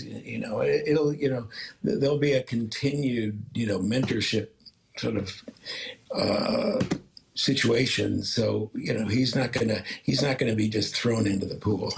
Tom, we really appreciate you taking some time out to hop on with us. It's great. I know fans love getting to hear from you and just the optimism of this Blues team moving forward. So enjoy your off season. I know we'll be catching up soon, and I'll text you next week with the recent NHL mock draft that comes out. All 5 of them every day. Yeah, we'll send a group text over to Doug and we'll say our 5 best prospects. Tom, we'll go ahead and start doing a weekly hit with you, and you can just break down the latest prospects that you've been watching. Believe me, he is all ears. Believe me, Tony Feltrin too. Just go straight to Tony. Yeah, Tom, appreciate it, sir. Enjoy the off season. Right. Thanks, you too. There you go, Tom Stillman with us. I know. I like to picture my Tom Stillman locked into each NHL mock draft that gets updated. Yeah, and he's like, this guy. And I'm sure it's sideways. Similar. He's watching the film sideways, similar to what we had on our YouTube stream today. Hey, YouTube.com/101ESPN. Technology's not fun for everybody, all right? That was amazing. That was a really good conversation. Absolutely. I really enjoyed that. I do find it, the dynamic between Stillman and Army, and then Army and Jim Montgomery, or previously with Craig Berube, those dynamics are really important, man. You look at teams across all sports, not just the NHL. Dude, so much of it is teams don't get out of their own way. Mm-hmm. Look at who the teams are that have stunk for 20 years. most of the time it's because of ownership. Yep. Like, bad ownership is almost impossible for teams to overcome because they don't let their, whether it's hockey people or football people, basketball people, whatever, they don't let them go do their jobs. And a big part of what has made the Blues successful, at least from my view, is Tom Stillman lets his hockey people make hockey decisions. Now, like you said, like, is he going to have some opinions on the matter? Of course. Like, I would be surprised if he didn't.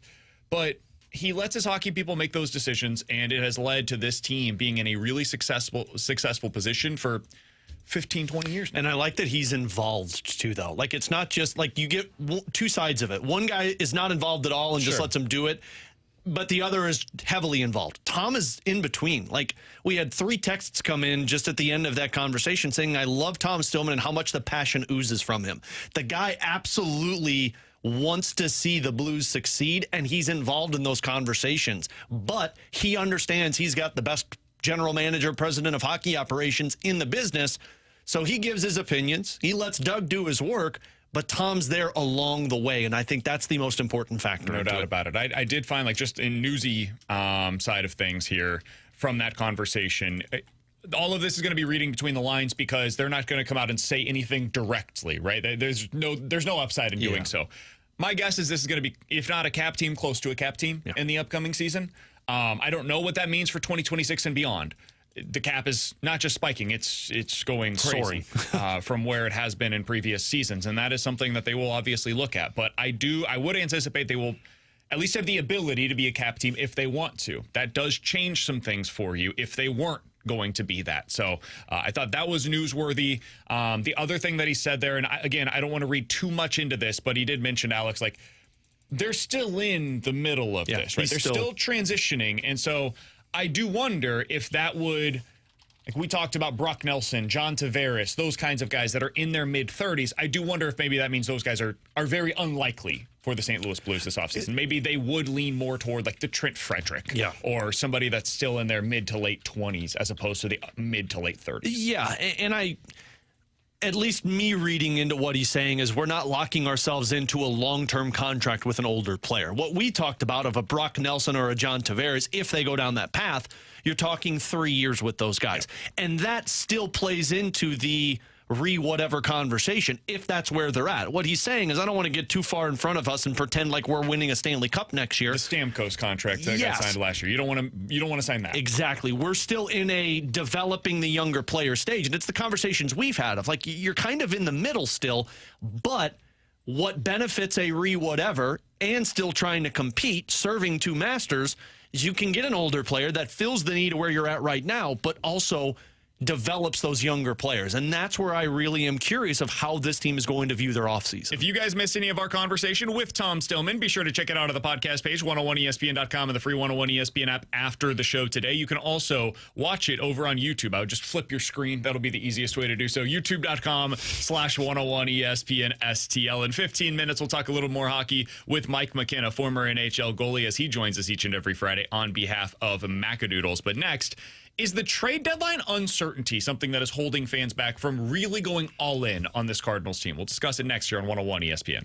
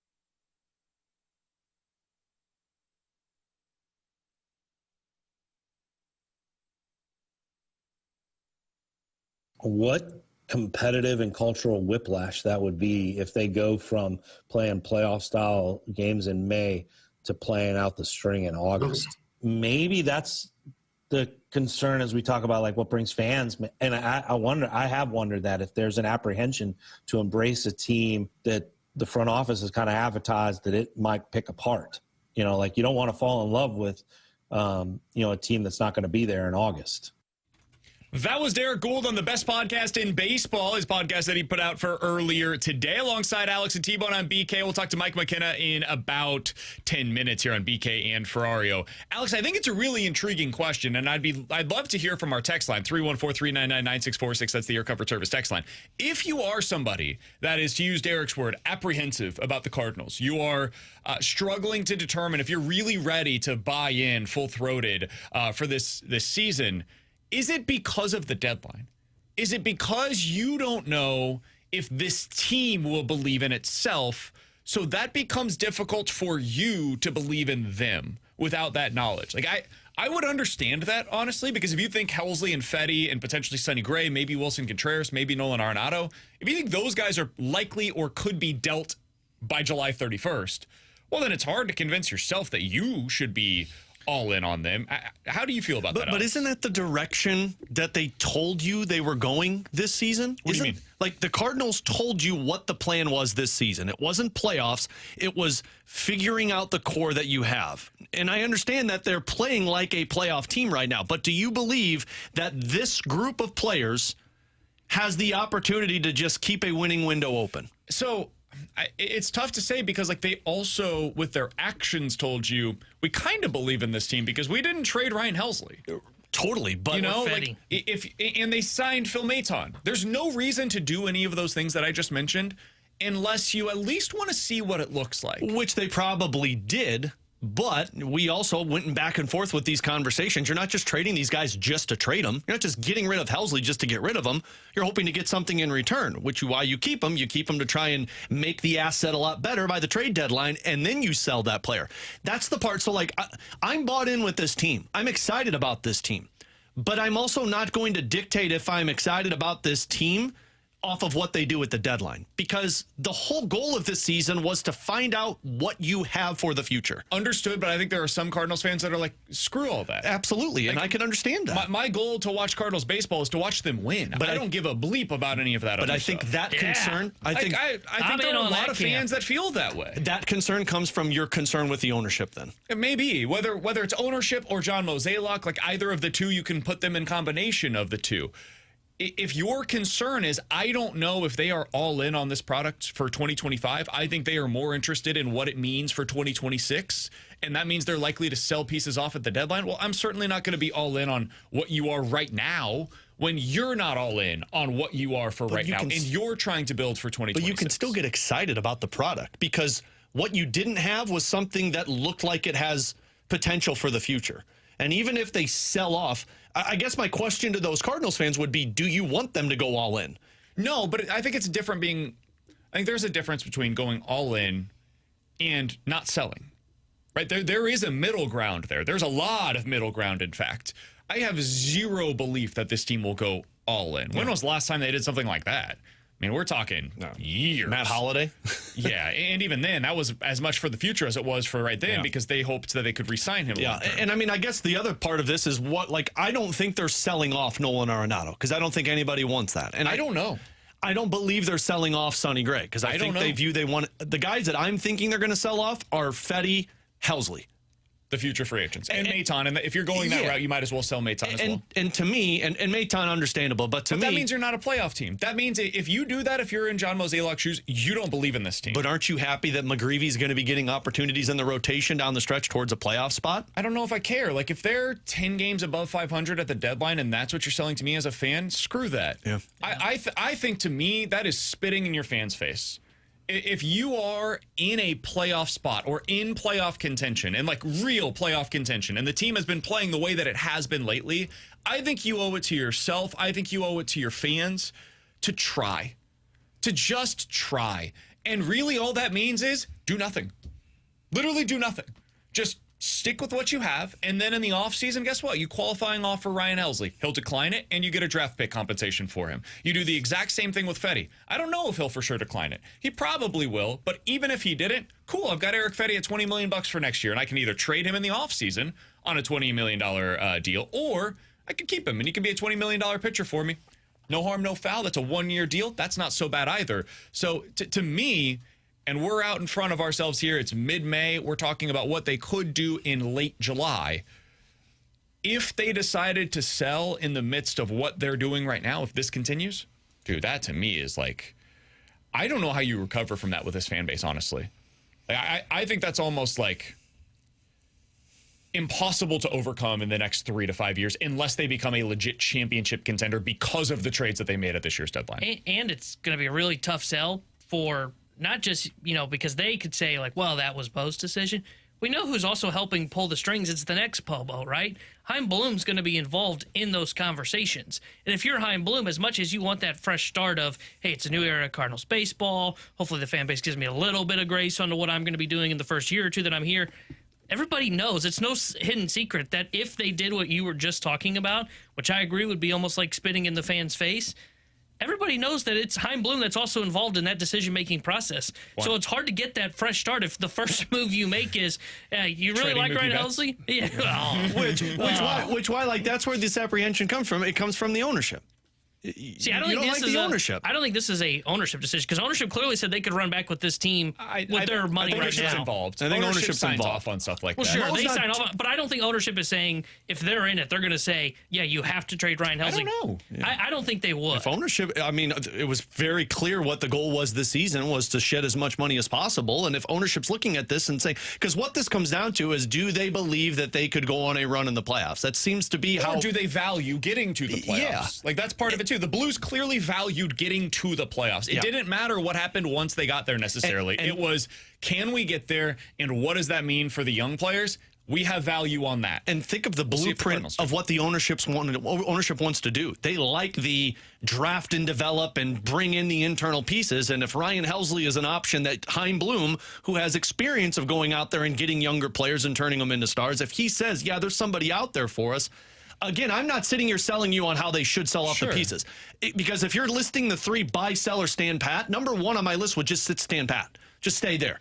But before I'm going to buy, I think they should sell because I think there's an opportunity to get pieces. And the lone goal at the beginning of the season was to acquire, or not acquire, but produce success for the future. I want to get back into this coming up in the 1 o'clock hour. We'll hear from you guys. 314-399-9646 is the Air Comfort Service text line. Also, the mic drop feature is over on the 101 ESPN app. I think this is an interesting conversation that we could have via the mic drop feature, the Scott Lee heating mic drop feature on the 101 ESPN app.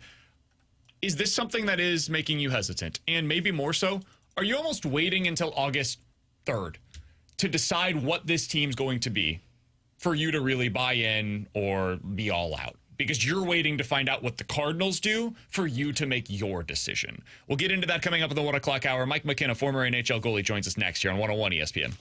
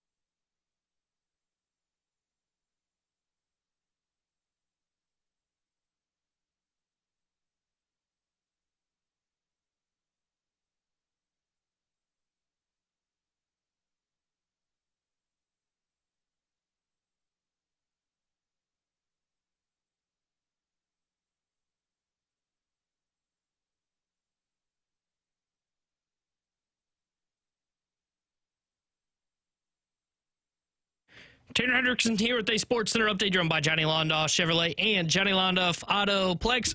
Cardinals back in action tonight as they start a 3-game set at the Kansas City Royals. 6:40 will be first pitch as Andre Palante will take the mound for St. Louis. Cole Reagans will be getting the start for KC. The Sports Center is driven by Johnny Londoff Chevrolet and Johnny Londoff Autoplex. CMLondoff.com. Chevy, together we drive.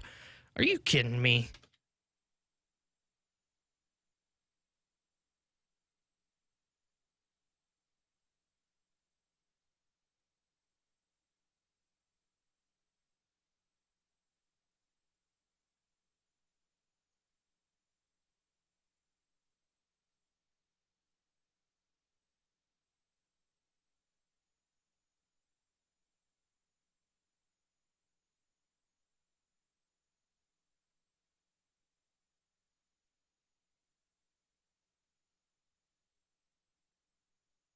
Future St. Louis Blues center Sam Bennett back in action tonight against the Toronto Maple Leafs as Florida has an opportunity to close out that series against Toronto. That is tonight on 101 ESPN. Pregame for that beginning at 6:30, puck drop at 7. And we are talking now a little bit of hockey with our guy Mike McKenna, former NHL goalie. He joins us each and every Friday via the Callier and Thompson hotline, and he does so on behalf of Macadoodles. We'll talk to him about what he's got going on over there here in just a little bit. Mike, how you doing today, man?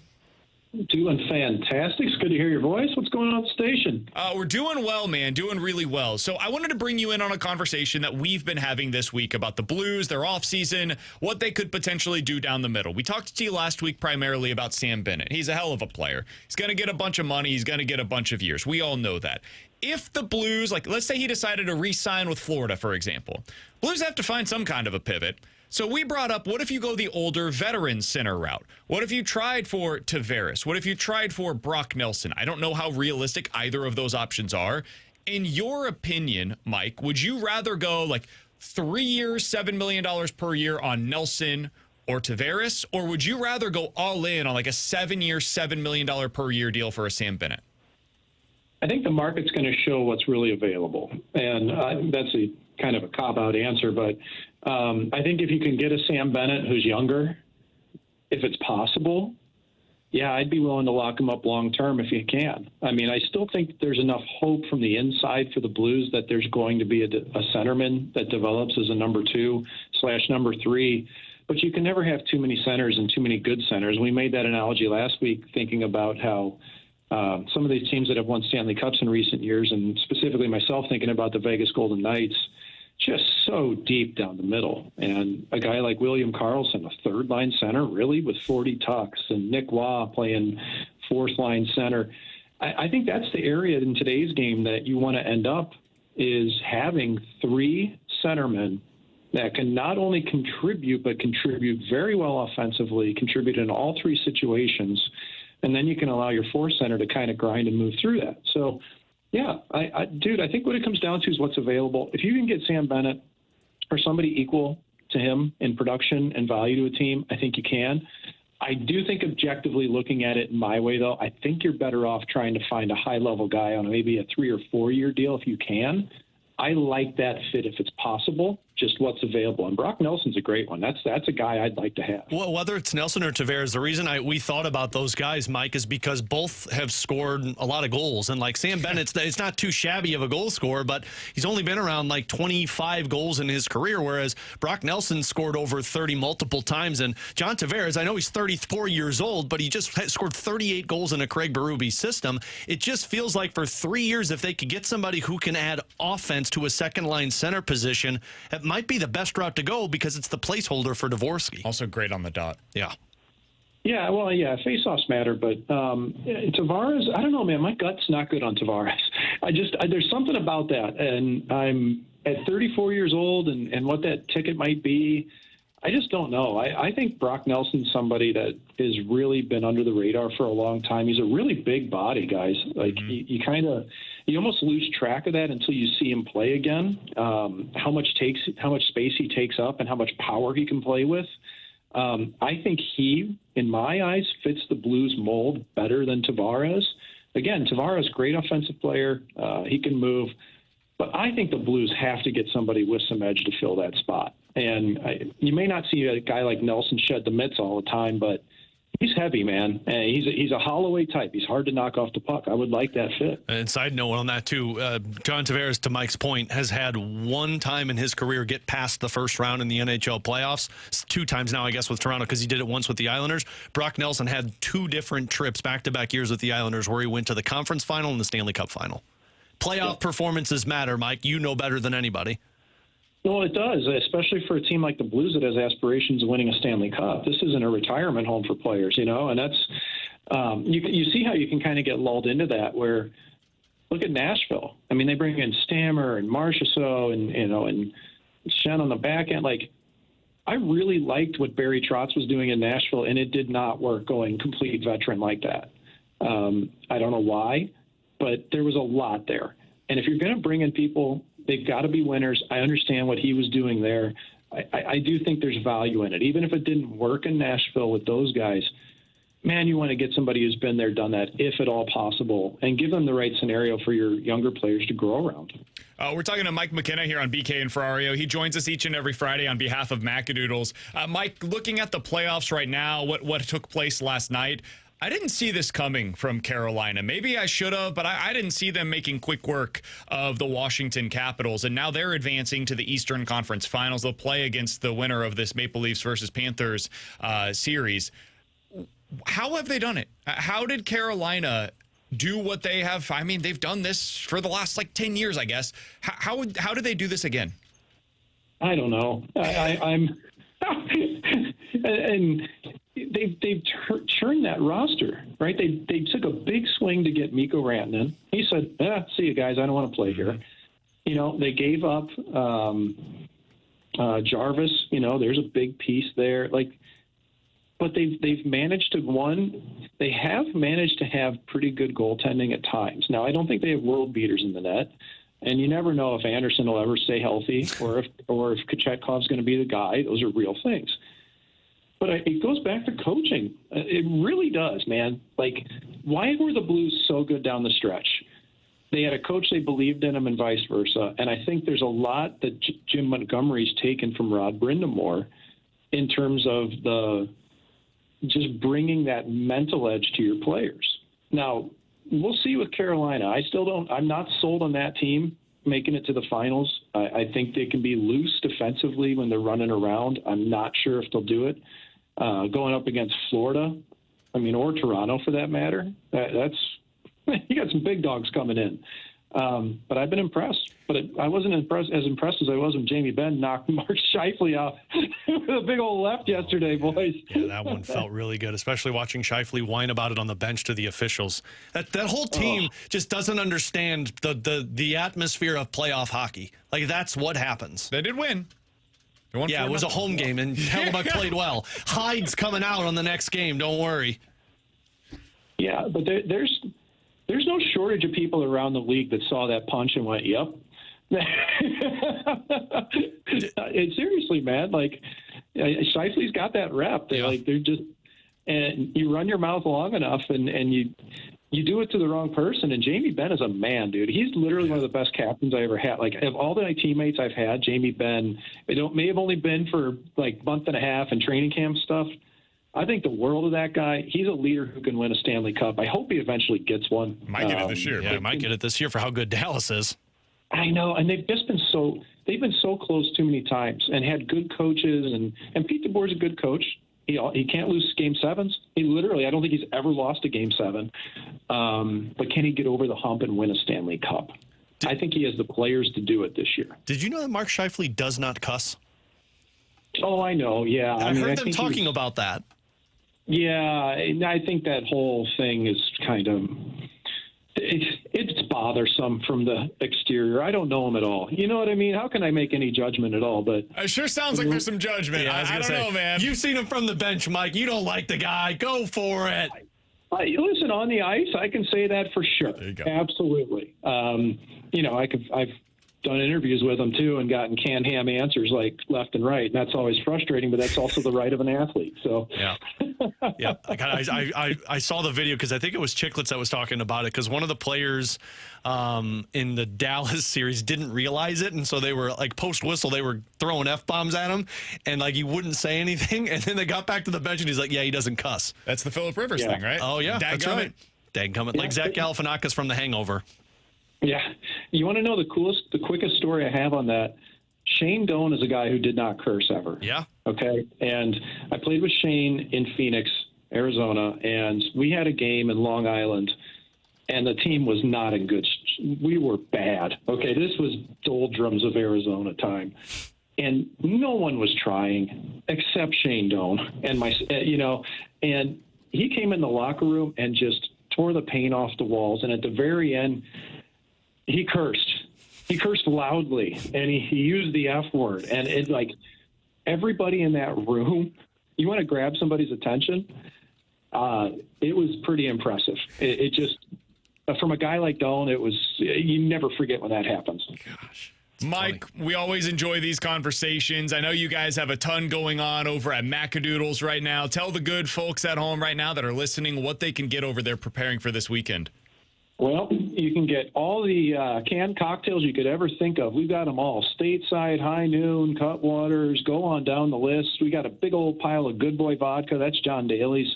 That's really hot right now for the lake. I just got in a bunch of special release single barrels from Four Roses. Those are always a hot limited item. So we've really bumped out in whiskey like always, but wine is also awesome in our place right now. Rosés all over, Sauvignon Blanc season, patio pounders, as they call it in the industry, ready to go. So we're going to have a lot of fun. We're also going to have Hunter Fietti in our building in June. He'll be here June 11th. Oh, and cool. Yeah, we're going to have a Four Hands takeover June 30th. Four Hands is taking over Macadoodles, much like you'd see at the district or anywhere else. We'll do samplings, and then the following day an allocated raffle on June. Are you a Guy Fieri fan? 31st. Oh yeah. Do you know Hunter Fietti? Yeah, his son, right? That's what you're talking about? He's the son of Flavortown. Yeah. He's the Prince of Flavortown. There you go. I am all in on Diners, Drive-Ins, and Dives. One of my favorite shows to watch. Like if you just need mindless TV on the background. Mine was always Man versus Food. Sure. Yeah, Adam Richman over a Guy, but either way. What's your guilty pleasure show, Mike? Oh, it's Jersey Shore, 100%. There it is. GTL, baby. There's no way around it. It hasn't gotten old yet, man. That's incredible. I love you, Mike. That is the perfect answer. Mike, we appreciate the time as always, man. You enjoy yourself this weekend. Watch yourself a little bit of Jersey Shore. We'll talk with you again next week. You got it. Come see us at Macadoodles. Thanks as always. See you, Mike. That's Mike McKenna, former NHL goalie. He joins us each and every Friday here on BK and Ferrario. Somebody said Four Hands makes an amazing old-fashioned, boys. It is absolutely fantastic. Four Hands single barrel is one of my favorites. I need to go get that John Daly for golf. There you go. Mm-hmm. You guys have any golf going on this weekend? Not this weekend. See what you did there. Don't appreciate it. Next weekend. Were you supposed to have golf this week? Don't appreciate it. Next weekend. Trying to start marital disputes right now on the radio. Next weekend, I'm golfing in beautiful God's country, Branson, Missouri. Are you? You're going back? Yeah, baby. You're in Steal Your Dollar City again. Steal Your Dollar City. My 2-year-old Emma, she's trying to say Silver Dollar City. Sure. It is the cutest thing in the world. And then after that, I'm going on a golf trip to Joliet, Illinois. Of course, as one does. Cog Hill. Apparently, it's a great golf course that we're playing at. I'm sure it'll be wonderful. So I'm going to have to go get some of that John Daly. Now probably won't go because you started a marital dispute. Well, he's Alex. That's T-Bone. I'm BK. We'll see if he gets a text in this break, and we'll talk about it in the junk drawer coming up next year on 101 ESPN.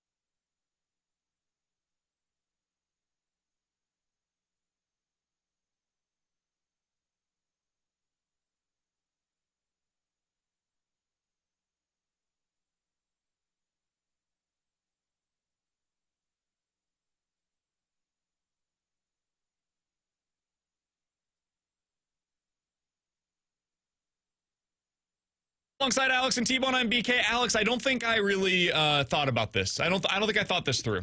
What, that you almost started a marital dispute with me in the previous segment? No, yeah, no, thanks for not thinking that. of me, man. That I thought about and still You're not decided to thinking go through something with it. through. I see that. I've got my first Pilates class tomorrow. Okay, I'm out. And I've been laying floor for the past 2 weeks downstairs. And now you're going to go lay floor again tomorrow. Up top, T-Bone. We've got the vinyl planking downstairs. I am almost done. Tonight, I should be able to finish it. We've got like an extra 3 feet remaining, so we're really, really close to the end of the flooring downstairs. I've been laying this mostly by myself. My wife has helped me a little bit, but I've mostly been doing this on my own. And now my body hurts in places that I didn't know could hurt. It hurts right now, especially in my legs. And now tomorrow I'm going to attempt to do something that I've never done before, which is Pilates. And it's all about like functional movement abilities and stretching and flexibility. And I have none of that ever, but certainly right now I am going to enter a dark place. And Monday, there's a real chance I don't show up. Like there's a real chance I'm unable to make my way I would advise you not to do the Pilates then. Yeah. That would be if you're worried about it, well, maybe don't do the Pilates. Like, here's what I don't understand. You're doing an exercise that works out your lower portion of your body. Yeah, and core, for sure. But you're doing that already. I didn't think this through. I don't understand how. Your body's telling you the next morning when you did the floor that, hey, I hurt. I know, but I booked this 2 weeks ago. And that was before I realized that this would be what the week was going to be like. Yeah, I'm really, really stupid. When I exercise, and look, it's a rare occurrence because my schedule's all over the place, but when I exercise, you kind of judge it. If I'm outside doing the lawn and doing a lot of yard work, well, I don't really need to do cardio because I just did all of that. I don't go lift a ton of stuff and then be like, cool, I'm going to go work out my core tonight. Again, Alex, I think we've established I'm stupid. Yeah. And I You're didn't smart. think this through. Albert Edison says, why does BK doing Pilates not surprise me at all? I wouldn't expect it to surprise anybody. What is Pilates? Isn't it yoga? It's like stretching, right? You're on this machine, and it's about like functional movement. I can tell you more about it on Monday. I'll be If we more see you aware. on Monday. Yeah, I was going to say, Well, you need you're us not to like working call on you. Monday. Hey, if we don't hear from BK by like 9:30, give him a call. Like sometimes I'll have my dad do just to make sure I'm up in the morning. I can't read this text from Eastside Bob, but it really was great. Which one is it? From the 618. The 618. BK laying floor now so he can lay something else later. Okay. Well, I got that. 314-399-9646 is the Air Comfort Service text line to get involved in the show. Coming up in 15 minutes, what can the Blues learn from the Carolina Hurricanes' success? There's another one about if you do jumping jack, something will fall out. Somebody said it's pronounced Albert Einstein. Yeah, I understand. His name on it is not Albert Einstein, though. His name is Albert Edison. I think that's kind of a play on the... You know what? Never mind. I think he's just What so Edison are we stupid. talking about? Tom? Who? There's no Tom. Tom Edison? Who? Coming up next, the Cardinals' offense is about to be put to the test. Let's talk about it here with BK and Ferrario.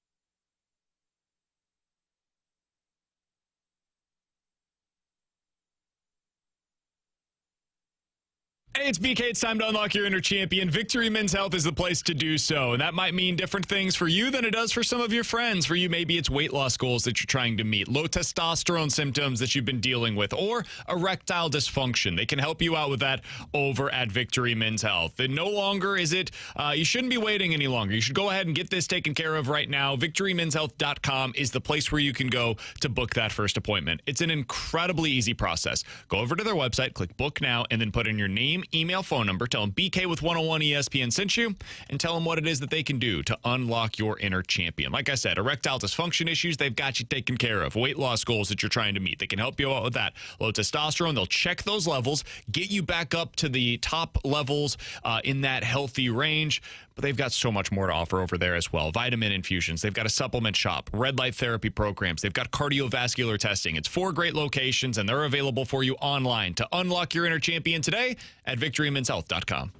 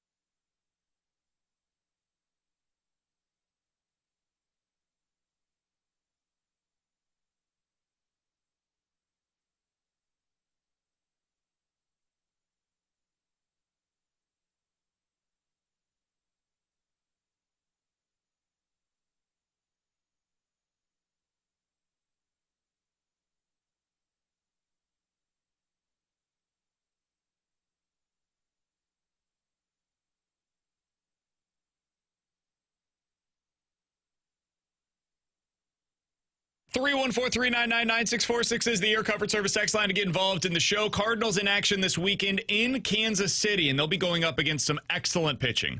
Cole Reagans is one of the better young starters in the league. He has great strikeout stuff. T-Bone will really enjoy watching this guy pitch. Seth Lugo is slated to go on Saturday. He's been great for the Royals since transitioning to becoming a starter. And then Michael Wacha, one of the more underrated pitchers in baseball right now, certainly not by Cardinals fans, but nationally, he'll be pitching on Sunday. And it goes beyond that. In the Detroit series, Tuesday and Wednesday, you go up against Skubal and Flaherty. The Cardinals' offense is about to get tested in a real way. And if you want to continue beyond that, Alex, Gallen, Kelly, Fott, those are the 3 starters that you're going to see against Arizona. All 3 have great stuff as well. I don't have a lot of questions about this offense. I think they're really good. But it seems like every time we see them go up against these big-time starters, it's another test to find out. And I think there are some Cardinals fans that are waiting for the other shoe to drop. Yeah.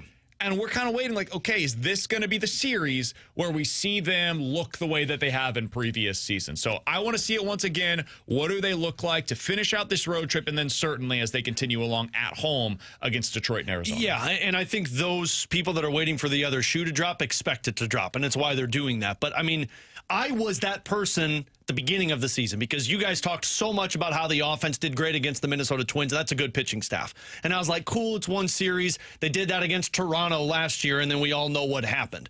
But when they did it twice against Skeens, when you did it against the Mets, when you did it against the Phillies the first time around, when that was Wheeler, Sanchez, and then I forget who the third one was in that Philly series the first time that they played against them.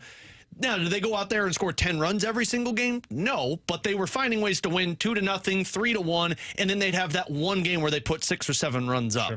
So I'm not in that scenario anymore.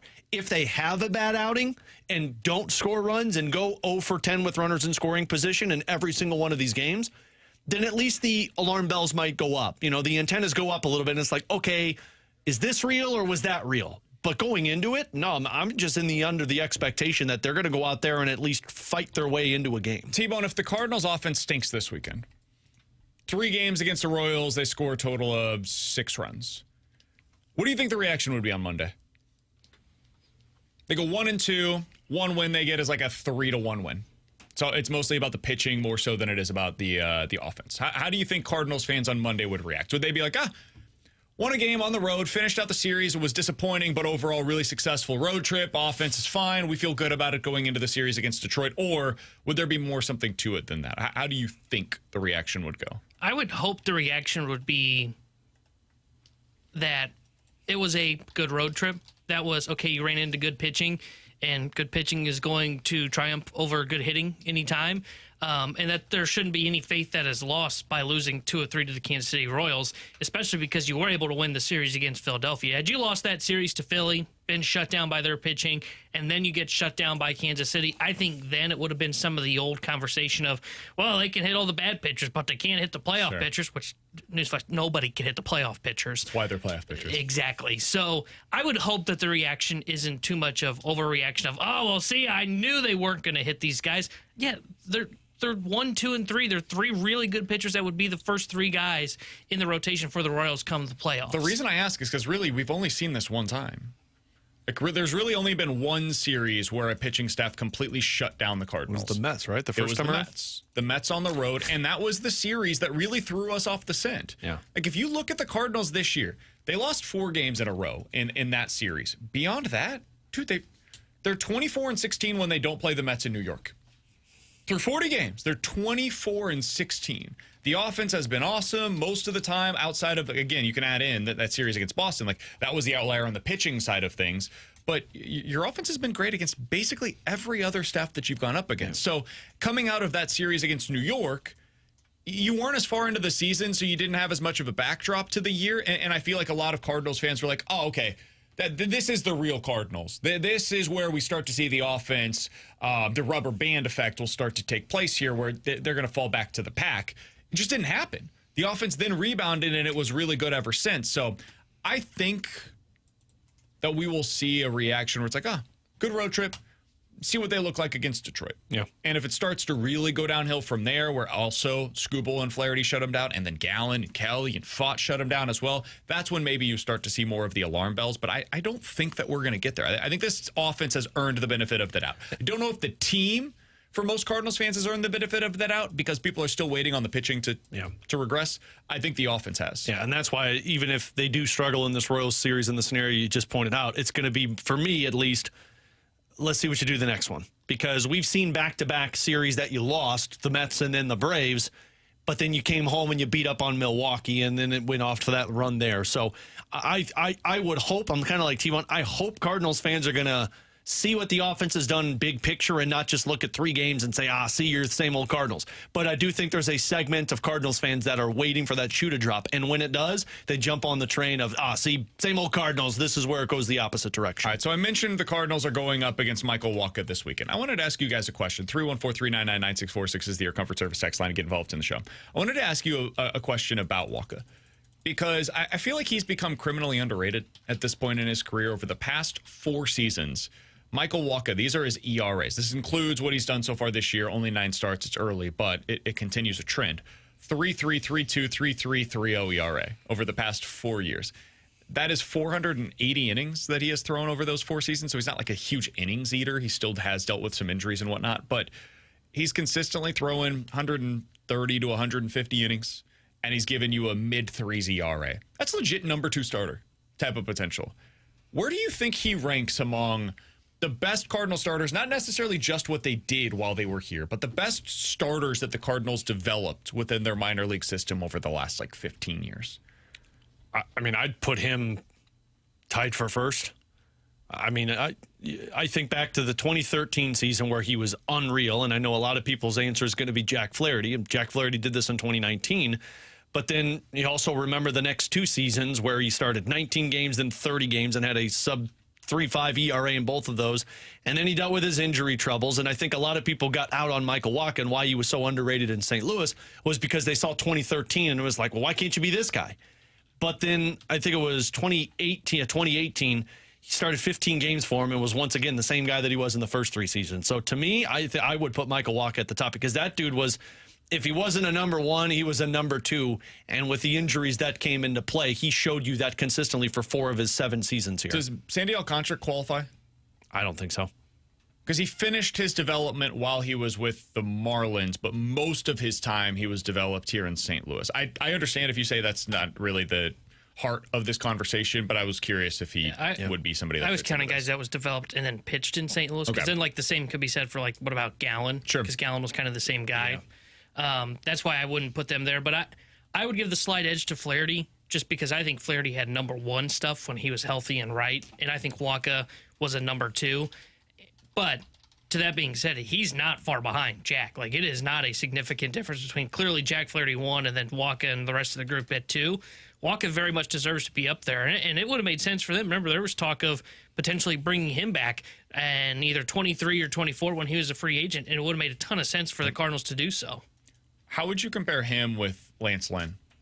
That was the other one that I had in mind. I think I would have Lynn. It's the longevity, and this is no shot against Wacha, but he just had he had more injuries that he had to overcome, and he had a couple worse seasons than what we saw from Lance Lynn. I think I would probably take Lynn over Michael Wacha personally, but that could change 5 years from now. It's possible Wacha ends up finishing above him, but I think I would take Lance Lynn over Michael Wacha. I could understand that argument. I think I would take Wacha over Lance Lynn, but I mean, if you're going off of longevity, I know you guys had the conversation when I wasn't here about Lynn being a Cardinals Hall of Famer, and I think it's a no-brainer. Yeah, I mean, I pushed back on it a little bit, but man, when you look at it long picture, long term, like, yeah, it's pretty obvious that he is, but I think I would still give the slight edge to Michael Wacha just in terms of kind of what he did in the early portion of his career. What about Carlos? Carlos is tough because it's about the peak versus the longevity. Carlos had like a 5-year stretch where he was one of the best pitchers in baseball. Yeah. Like a top 20 starter in the league. And then it was just gone. It was like a shooting star going across the night sky. And it's just gone. You never see it again. And it's just over before it ever really began. And really only 3 of them, he was just consistently a starting pitcher for, because there was 2 where he was the bullpen, 1 he was the closer for him.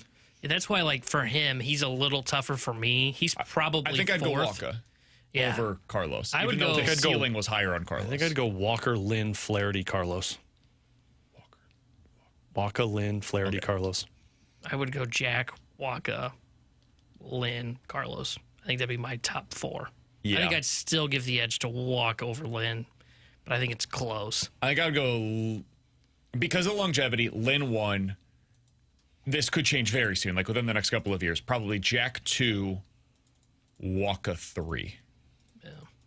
I think that's probably the way that I would rank him. I asked this question just because I don't remember, but and maybe this is why I'm giving the edge to Wacha, because if you look at more longevity, it probably should be Lynn. But did Lynn have a big postseason moment outside of getting called in by accident to the? Yeah, well, that was one he'd like to The forget. reason I asked that is because I can remember being in attendance. Clayton Kershaw, Michael Wacha, and they both dealt. And I think Wacha went like 8 or 9 innings and was just 1-for-1 with Clayton Kershaw. Lynn's biggest postseason moments were him as a reliever here. Yeah. I thought he had a couple of starts in the 2014 playoffs, if I'm not mistaken. He did have a couple of them. Dodgers had one, ended up losing that game, but he was really good. And then the Giants, he was really good against them as well. 5 2/3 innings, gave up 2 earned runs. That was in the air. That was in that weird middle ground of trying to find more offense. Yeah, most of his time in the playoffs, like those were 2 of the very few starts that he made for the Cardinals. Most of his time was as a reliever when the Cardinals made it to the postseason. So that is certainly something that you could take into consideration as well, given what his time was here. But overall, like if we're just looking at the entire careers, not just what they did here in St. Louis, I think I would probably still take Lynn over Wacha overall. Coming up in 15 minutes, we'll play a game of One's Gotta Go. You guys give us 4 different options. We'll tell you which one's gotta go. Next, what can the Blues learn from the Hurricanes' success in the playoffs, if anything? We'll talk about it here in BK and Ferrario.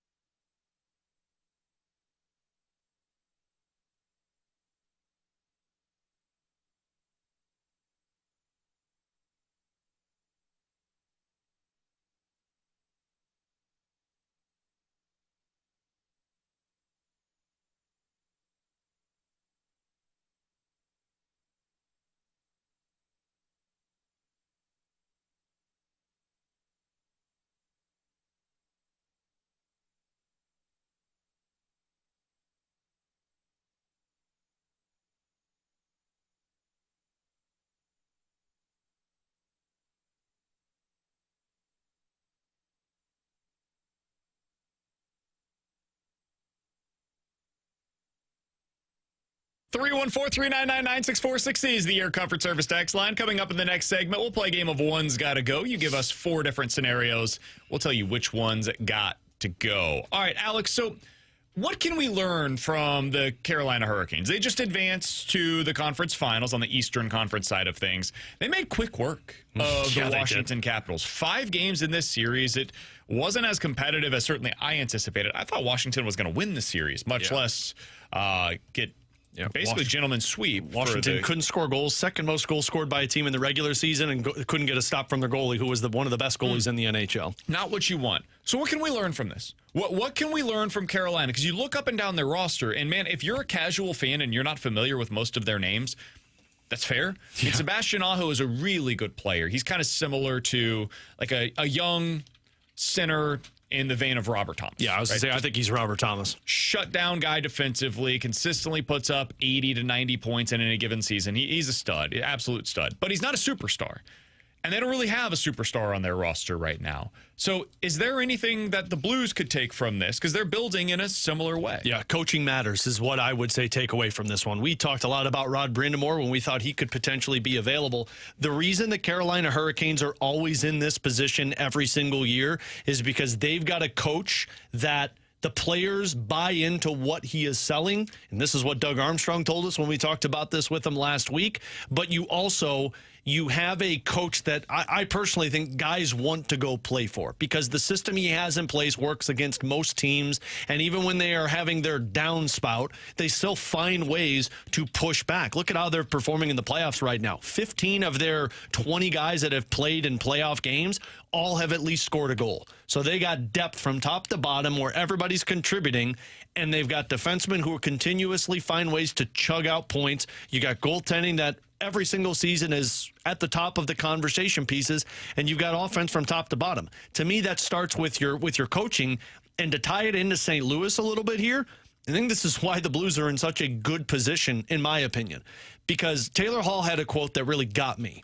He was talking about Rod Brind'Amour and why he signed a contract extension. Quote, "He's a big reason why I wanted to sign an extension here before the playoffs. I wanted to be coached by him for a longer period of time, more than just one season." That's a guy that guys want to play for. Carolina's not a destination spot to go to. It's not tax-free. It's not a top market. I guess you're kind of living on a coast. I don't really know if you are. Not really. But they're going there. Again, it's like Columbia to St. Louis. Like, technically, you have an option to go there. There's a coast, but you're just not going to look outside and see it. But guys want to go play in Carolina because they win and because their coach gets the best out of players. And that's why I find it very interesting that, once again, they're having a lot of success. So, on the coaching front, how many coaches matter in the NHL? Like, actually tangibly make a difference for you. Like Jim Montgomery, I'm putting into that criteria. Yeah. Maybe I'm a homer because of that, but I saw what he did this year. I saw what he did with Boston. I saw what he did with Dallas. He exclusively wins when he has the players. And every single season. Now, playoffs can be a different conversation, but every single season, his team is always towards the top of the divisions. Obviously, we would all agree that Rob Brind'Amour deserves to be in this conversation. Yeah. He has a specific system. It works. It gets the most, especially out of his defensemen. When people leave that system, they become different versions of themselves. Yeah. We've seen that with a lot of defensemen that leave there, go elsewhere, not quite the same, especially offensively. Who else is in that category? I put Paul Maurice in that category. Oh, sure. Paul Maurice with Florida, and I know it's because of Florida, but look at what he was with Winnipeg consistently every time he was there. Can I be a homer again? I think Craig I was going to ask, I think he does. I think he does too, but he's he falls into a weird category, and I think it's just because where the Blues were, but he took over a team like Montgomery, won a freaking cup, and then they were good for another year or two, and then he goes to Toronto, and then they're bounced in the second round, potentially. Like, what do I make of that? They bought into the style that he wanted to play up until, like, the last 2 games. Yeah. So I'm going to give him credit for that, and they've tried different coaches. They've tried different personnel. At this point, I think it might be a player issue. And I was like, Berube's not the reason Austin Matthews hasn't scored a goal in the second round. Berube's not the reason Mitch Marner just basically watched pucks go past them and into the back of the net. I think Berube falls into that category. Does DeBoer? Pete DeBoer absolutely does. You can hate Pete DeBoer, and I know my good buddy Donnie Fandango despises that man. I don't think you particularly like Pete DeBoer. I didn't like him in that Shark series. I don't mind him. I think he's got a little bit of that whiny Scott Arniel mindset to him. I have respect after seeing him partying it up in Nashville. Yeah, absolutely. That's where I gained a lot more we don't respect for reference him. who it was specifically, the coach that was there. We referenced it on air. The man just casually strolled into the second round of the draft, like 3 picks in. I love it. But everywhere Pete DeBoer has been, he has had success. And then John Cooper's the other one for me. Oh, for sure. Bruce Cassidy? No. And I think Bruce He Cassidy... sure does win a lot. He does. I also think Bruce Cassidy's a little bit of a product of the guys around him. I think every coach somewhat is that, though. It is, but when you don't have your best guys, the rest of the team buys in, and I've seen Bruce Cassidy lose a locker room pretty quick. Does Jared Bednar fit into this, or is it too soon? I think he's had superstars. I think it's too soon because he's been with Nathan McKinnon his entire career. Like, I haven't seen what that team looks like without Nathan McKinnon. And look what happened. They lost Mikko Rantanen, and the team wasn't the same. I think that's probably because I've seen John so Cooper. like 5. Yeah, John Cooper just had success without Steven Stamkos. Like, I've seen that team dominate. Like, he's not coaching anymore. Barry Trotz was in this conversation for me because everywhere Barry Trotz went, the team bought in, and he had them turn it around pretty quickly. Do all of these coaches have a specific system that you can lean on? Because that's something that I feel like hockey... I was kind of getting to this is like Rob Brindamore has a system that is in place. I think it's become clear. Jim Montgomery has a very clear structure that he wants to play within.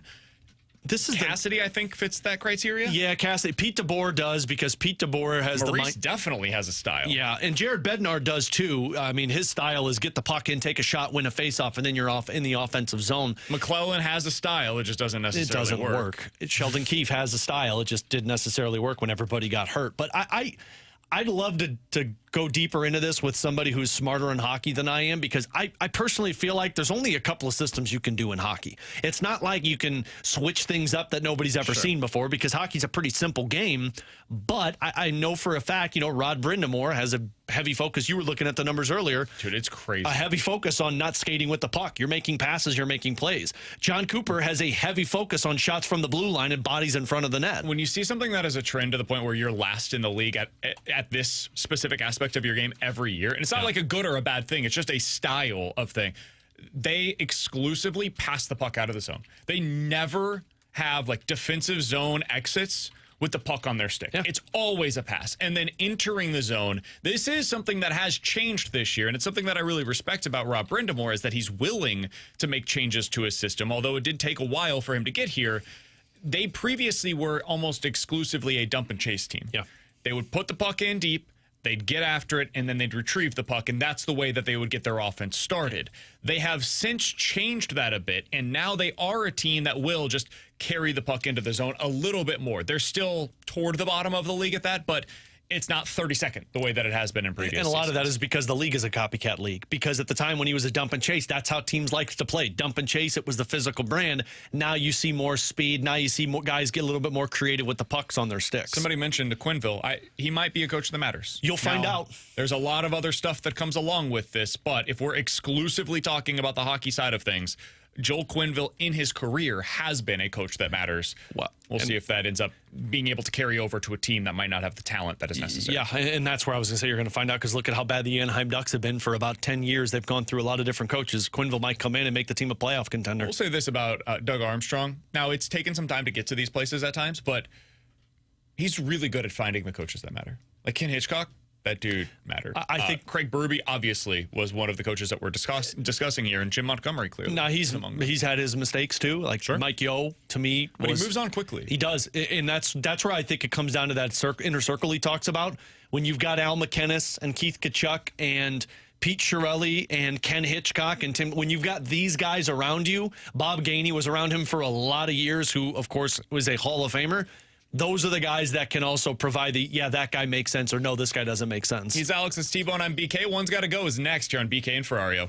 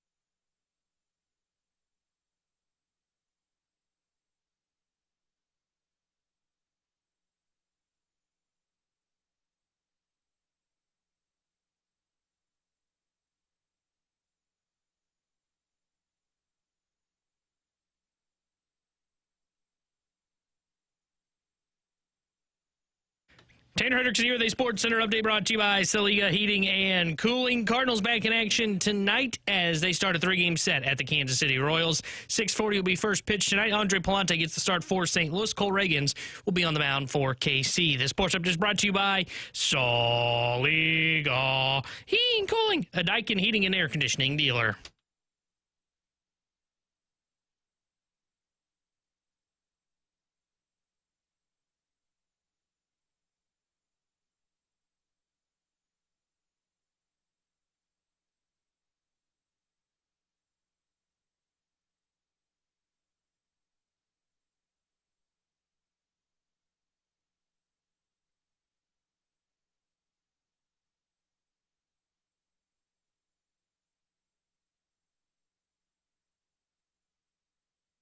Three 314-399-9646 is the Air Comfort Service text line. You give us 4 options. We'll tell you which one's got to go here on BK and Ferrario. One's got to go. Holiday edition. Let's say Halloween edition because I'm reading that I thought you were going to say Holiday edition. Holiday edition. Thanksgiving, Halloween, Christmas, or Easter? Mine's probably Easter. go Thanksgiving. Luca likes the eggs. I think I despise Easter egg hunts these days. Yeah, but it makes my kid happy. Yeah, but see, the problem, I get it, but you don't care about your kids. you know what's fair? I guess once you have 3 of them, you just don't care anymore. What I despise is watching them Easter egg hunt, but then stop and open up each egg and eat the candy before they keep searching. Yeah, it's so good. And I also despise people that have Easter egg hunts before you eat lunch or dinner. I think that's stupid. That was a shot at family members. I was about to say, you trying to make anybody else mad today, buddy? Going to be a great weekend. I was going to say Halloween. I don't care for the whole dressing up, getting the You'll costume. like it whenever you have kids. Say, that one makes my kids happy. Maybe. I would still say Halloween's the one You for should me to try go. and dress up, man. You're still kind of in that age bracket. I mean, he's a garden gnome. He dresses up every day. Coming up. What are you going to break on the You segment? already done with One's Gotta Go. This is me and Alex's favorite segment. We started this guy's trying to get rid of it already. We started at 11, man. We got a lot of time today. We did start at 11. Your time check brought to you by Clarkson Jewelers and officially licensed Rolex Thanks, Jewelers TMA. at 136. One's got to go. Can't live without edition. Your phone, your car, your TV, and that includes streaming, so YouTube, etc., or your refrigerator. Oh, car. Phone, car, TV, refrigerator. Car. I would not want to have to deal with other people getting me places. So car, 100%. I think I could Uber everywhere if I really needed to. It'd be annoying, have a but lot of the money. other things, like, I wouldn't be able to live without those. No way. I would I think say car would be the thing for me. I would say get the car because I don't want to live without my car because even though I'm 10 minutes away from work. So you wouldn't get rid of that. Oh yeah, I guess I wouldn't get rid of that. I'm trying to think what I would get rid of. He loves the game. He just doesn't know how to play it. Phone, car, TV, or refrigerator. Oh, I failed the game too because I wouldn't Lord, get rid man. of the car. I thought it was One's got to go, the one you'll keep. Yeah, that's the way I read it. Yeah, you've described the rules maybe of this you game read it wrong. terribly. I think this is pretty simple. You are getting rid of one of these. This is like I more get rid of my likely to phone, happen. then I don't have to hear from BK. Yeah, same. I don't have to see his stupid texts Yeah. anymore. Okay. Oh, guys, I got Pilates cast this weekend. Oh, my legs are going to hurt. You want to go together? No. I didn't get rid of his car. Someone pick me up. I'm so sore. I can't move my legs. All right, 314-399-9646 is BK's the the guy Comfort that Service bikes text to line. work. For One's got to go. I would totally bike to work if I was closer. Save energy. One's got to go. All this extreme Sports. rain and hail. They used an emoji, so it was difficult to see on our text line. Don't use emojis on a text for One's got to go. Extremely dead heat or extremely long and snowy winter. So rain and hail. hail. Heat or snow and cold. Mine's. Ooh, I thought this was going to be easier. No, I was going to say heat, but I hate the cold. So mine would be the extreme cold. Mine would be the rain and hail, just because my car doesn't have cover at my apartment complex. So anytime like today where big storms are coming through, I worry love about my car being out in the open. So I would say that one. And I hate the heat, but I got a yeah, that would garage. be I don't it. care about that. The hail sucks, but the rain I'm actually cool with. I kind of like the storms. Yeah, We talked about this. As I'm getting older in life, I enjoy the rain. I like cold weather for 1 month. I like it in December, and I want it to snow. As soon as it's done, as January 1st hits, get the bleep out of here. I'm trying to decide between the extreme heat and the extreme cold, which one I hate worse, because they both suck. They suck. Like the cold. But you can do the pool in the heat, you know? If we're talking about like 15 degrees, I can live with that. It's when the wind chill is like negative 20. You go outside, and it literally hurts to be out there. So I think I'd get rid of that. But, man, our summer, like, you get into mid-August, it's just freaking miserable. Hot, steamy. I want no part of going outside. And running in that is absolutely miserable, but running in any of it, hot or cold, sucks. So I'll go with the cold, but it's close there. All right, 314-399-9646 is the Air Comfort Service text line for One's Gotta Go. One's Gotta Go. World Baseball Classic, Four Nations Tournament for the NHL, NBA Olympic Basketball, or the FIFA World Cup. That's a fun one. WBC, Four Nations, Olympics for basketball, or the FIFA World Cup. I'd get rid of the NBA Olympics. And it's not that I don't watch it. It's just all of the other is appointment television for me. And I don't know if NBA is. It's getting because it's Four Nations and not the Olympics that they put here, I would go Four Nations. I mean, if it was Olympic hockey, I would go ahead and probably side with you, Four Alex. Nations was about as close to Olympic hockey as you're going to get. I think the problem with Four Nations coming up, and we'll see what they do. Didn't have Russia. They're going to make the announcement soon, but I'm afraid the NHL is going to dive too much into this and make it like an every year occurrence. And I think that takes away some of the specialness to it, because what made that tournament so great this year was that you hadn't seen the best on best style tournament like that since the Sochi Olympics. But I also think the players bring the best out of it, and I think you're going to get more of that Four Nations. They did this year. We'll see if that continues. I mean, it's hard to not. But I mean, if you're going off of the Kachuk brothers fighting in the first 10 seconds, that's not going to continue. But watching best on best hockey is always exciting. It is. I don't know, man. I think it will. Like, remember when we first started with these unique baseball things? Or you know what? The better comparison here. The Winter Classic. Oh, yeah, the Winter Classic. That's the concern. The Winter Classic was amazing. Best, though. That's not best on best. That's environment and experience, and they kept doing the same teams. Yeah, but this is going to continue to be the same team. Yeah, but it's not always the same players. Best on best. It's mostly going to be. Sometimes, I mean, Crosby's not going to be around for much longer, you know? Crosby's not the, well, I mean, this year he was, but like, I think where it gets to where it can't be oversaturated. Yeah, because like what made that special was like that was not just must see TV, but must go to.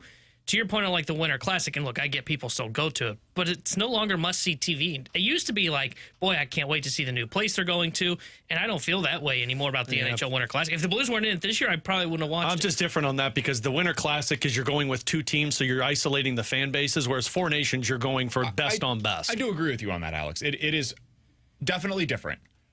My fear is that by doing this, if they decided to go with an every year tournament of some capacity among the countries, I do think we will get to a place where it's like, oh, cool, Four Nations is coming up. Instead of, oh, my God, this is some of the best hockey I've ever seen. And it will feel like this is part of the routine. This is part of the schedule year in, year out. I do have a fear. I think that's part of what makes the World Baseball Classic so cool, is that it isn't an every year experience. It takes a while between when you get to see these guys go out there and compete on that level. So I'll be curious to see what it looks like. I think the next one will still be cool. And then by the time you get into year 3, 4, and 5 of it, I do wonder if it loses a little bit of its luster. To the WBC, to your point, because it's every 3 years, and now that the players have seen it has become a bit of a big deal, like Paul Skeens has already announced he's in it. And, like, I think that's important. I think, and we'll see, because I think NHL players are a different breed.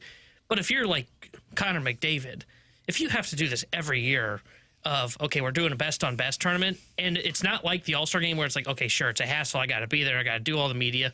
This is like actual, like, okay, now I'm putting my body on the line, playoff hockey. Yeah. I also want to go play for a Stanley Cup championship.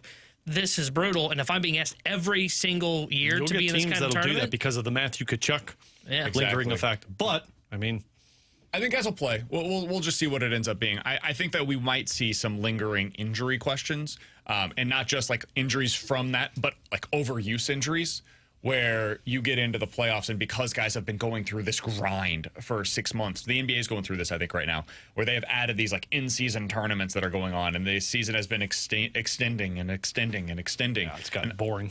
Sure, but I'm talking about injuries. Like we're seeing overuse injuries at an all-time rate right now because these guys are playing 90 games a year. It's just too much basketball, man. Guys are bigger, stronger, faster than ever before. They're running further than ever before because the game has become more spread out than ever before. And now you're adding more big games in the middle of the season. Good luck. Yeah, that's not NBA doesn't play defense. The rewind is next.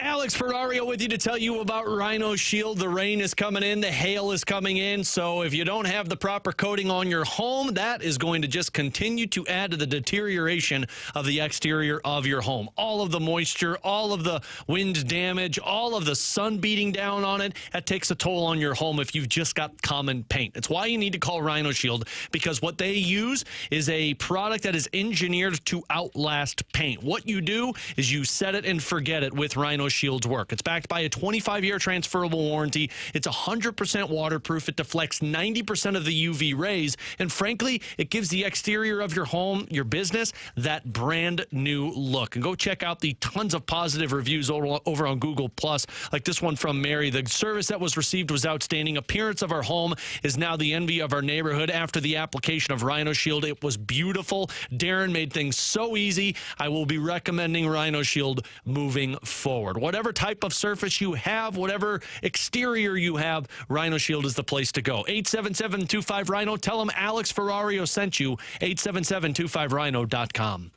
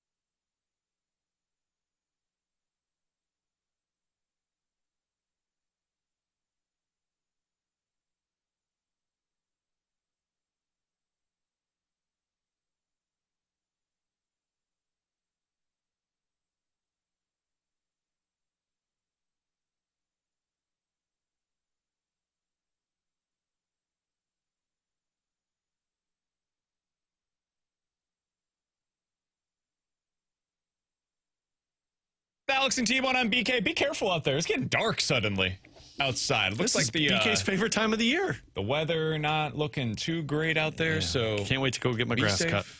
Yeah, enjoy yourself. I got like a 30-minute window before the rain hits the high ridge area. You know what? This year, I decided I'm not mowing the yard anymore. I'm paying somebody to do this. I can't do it anymore. I reached too much that work. level. Yeah, it's just too much for me. Yeah, with a kid. But you're gonna go do Pilates. Yeah, that's different.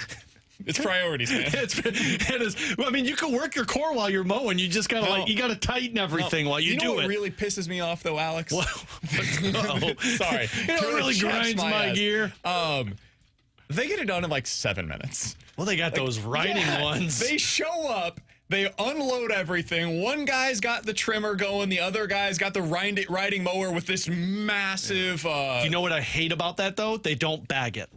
Yeah, but it's fine. I hate when you do, like, it bothers me internally when you don't bag the lawn. It's not really noticeable. I thought it would like be everywhere on my lawn where you get these like big clumps. Haven't had any issues with that whatsoever. Small clipping. Yeah, we decided to hire a lawn service. They've been great. I will be hiring a leaf removal service. So if you're a leaf removal service and need some endorsements this year, let me know, because BK and Ferrario is your show. We got some work. Not doing that again this year. Last year I made a huge mistake. I waited too long. And then what we ended up doing is I just raked them all into one area because it was literally supposed to snow the next day. I was like, I'm not going to leave the leaves everywhere. So I'm at least going to get them into a like specific area. And then they just stayed there basically the entire winter. My back corner of my yard I have a dead spot in my yard, and it's brutal. And for people that want to know, that's how you get mosquitoes when you leave leaves out there, because it creates that moisture and they get the larva, and then you got mosquitoes. All right, so that was your lawn care corner of today's show. Appreciate you guys tuning in. I feel like that could have been on the dad's pod. Probably should have been. The pod, the theology pod, politics pod. Knowing what was me, the other one? Oh, the Pilates pod. The Pilates you got a pod. Pilates pod? You know, probably the dad pod wouldn't get in the big studio, though. It'd go to the smaller one. Nah, it wouldn't even go there. Yeah. You would have no We would video. do it from our basements. It would be audio only from that other podcasting studio. Mustachios and Pistachios. I still think it's a great name. It is a fantastic name. All right, let's get into it. Cardinals back in action this weekend against the Kansas City Royals. 3-game set. Cardinals coming off of a really nice 6-game road trip to the East Coast. Now they're back in the Midwest. It's rivalry week, if you didn't know. And the Royals are taking on the Cardinals for the I-70 series. Alex, what are your expectations on this one? Like, what's the number one thing you're going to be watching for? It's the offense versus pitching staff. And I don't really, they've done everything they need to show me. I am really invested into this offense. I said it at the beginning. I think they'll be better at the end of the season than what they're at right now. But I am really curious. What do you look like against Reagans? What do you look like against Wacha? What do you look like against Lugo? You've already made it a successful road trip. But can you go from a successful road trip to a, oh, damn, this team's going to be dangerous road trip? And that's what I think you could do if you take 2 or 3 against the Royals. T-Bone? Yeah, I'll be curious to see what their offense looks like against these guys. I'm expecting them to take 2 or 3, and maybe that's because I've said it this week that I'm ready to move away from the whole let's talk about runway to, dude, let's get into the playoffs. Hey-o. Let's be buyers at the deadline. I think it's going to be telling of the offense because it is a very pitcher-friendly ballpark. You're seeing their 3 best arms if Lugo is pitching on Saturday. I'll be curious to know what they look like. Your pitching, to me, should hold up in this series because the Royals don't have a great offense. I'll be a little more concerned if you give up runs to them. Like, I love the under throughout this series. Under 8.5 tonight, yeah, hit that. But I say Cardinals take 2 or 3 from KC and come home with a really good road trip. My one concern about doing that is just because, like, the next 2 days you have Palante and Michaelis on the mound. The Royals have the 2nd lowest strikeout rate in Major League Baseball. They do not strike out, and these are guys on your side that don't strike people out with Palante and Michaelis. There's just going to be a ton of balls in play, and then you're playing the batted ball luck game, and it's possible Palante or Michaelis, potentially both of them, have a bad night against this offense. The Royals offense ain't great, man. They've got like 2 dudes that really scare you at all, and it's really just one guy that really scares the living crap out of you, and that's Bobby Witt Jr. Bobby Witt Jr. could win this series by himself. Who? He's that good. That guy is Von Herrera could, too. Yeah, it's true. No Victor doubt. Scott could. Wow. Mason Wynn could. Bobby Witt Jr. is if you combined Ivan Herrera with Victor Scott, that's Bobby Witt Jr. It's ridiculous what he's capable of. We've got 2 guys, though. You only got 1. I'm with you. I do think that this is a series about the offense. If your offense can post 4 runs in any of these games, you should win that game. That should be the goal. Get yourself to 4. If you do that twice over the weekend, you finish off a really good road trip. Head out to Kansas City, going up against good pitching. See what you're able to take care of there. Do you think they win 2 out of 3? Yeah. I think they win 2 out of 3 as well. I think they win versus Reagan's, and I think they win versus Wacha. You have a severe pitching disadvantage over the next couple of days, though. I mean, Palante versus Reagan's is a no contest, and the same thing is true for Michaelis versus Lugo. Yeah, there's no doubt about that. How awesome would it be if they did beat Reagan's and Wacha and lose to Lugo? Well, there's some buzz that really Lugo good, might be scratched from his start. Like I don't know where that's coming from, but if he did get scratched, how awesome would it be the Cardinals beat the 2 like really good guys and lose the bullpen game? But that seems to be like how this team finds ways to win now. Where last year it was like, cool, you could beat the random ones, but you can't beat the good ones. And now it's like, oh yeah, we could beat Skeens, no problem. We'll lose to the lefty that's got a 7 ERA. Good luck. Not this year, baby. Did you say good luck as a Royals fan? Because we know who you're rooting for. Professionally, I'll be rooting for the Cardinals because it's good for my job. Listen, man, I'm a Royals fan. Like, what do you want from me? I thought you adopted St. Louis with your whole I do. spiel. St. Louis is my hometown. I live here now. Yeah, the whole like, ooh, you the fans are the reason that this team's going to win today. Well, if this was in Busch Stadium, then you, the fans, would be the reason that the Cardinals would sweep it. But it's not in Busch Stadium. I will tell you, that will be Busch West this weekend. The Royal Stadium is overtaken by Cardinals fans every time that this series happens. I do wonder if that happens this time around. He said Busch-esque, not athletics. If you are somebody that's going to Kansas City this weekend, check out some of the barbecue. If you've never been before, the Crossroads District is my favorite area. It's kind of by downtown. Like if you're going toward downtown off of 70, basically turn left and you'll see a bunch of the old brick buildings. That's the Crossroads District. Throw a stone, you'll find a cool place. Percheron is a really cool bar. It's on a rooftop. If you want to go grab something else, the Fern Bar, in my opinion, is really good. They've got a bunch of cool bars over there. Parlor's a cool spot to take some time. And then Messenger is my personal favorite coffee shop. So if you want to go check out anything out in Kansas City while you're in town for the weekend, good spots. I think this was a phenomenal show today. We had like an extra 5 minutes to get into stuff. We had a lot of time for our rewind. Honestly, I ran out of stuff to talk about. We were running out of stuff to fill it with. Why? Well, we're talking about the dad's pod, which isn't a real thing. I'm sorry. Do you not want great advice for your grass and leaves? Your leaves, his grass, his Pilates. How many bags did you use for your leaves? Because mine was 23. Talking about KC as if we're there. It's a if great you show missed today. anything from today's show, be sure to check it out on the podcast page. BT, we had him. We had Tom Stillman, the Blues chairman. Had a really good conversation with him. Mike McKenna joined us today as well. I did this show while very hungover from last night celebrating Jamie's birthday, so good job by me. I'll tell you guys on Monday how what a weird life. Hey, John, Tommy, if you were listening, BK, he showed up. Enjoy your weekend. Have fun. Hopefully the Royals win 2 out of 3. We'll talk to you guys on Monday here on 101 ESPN.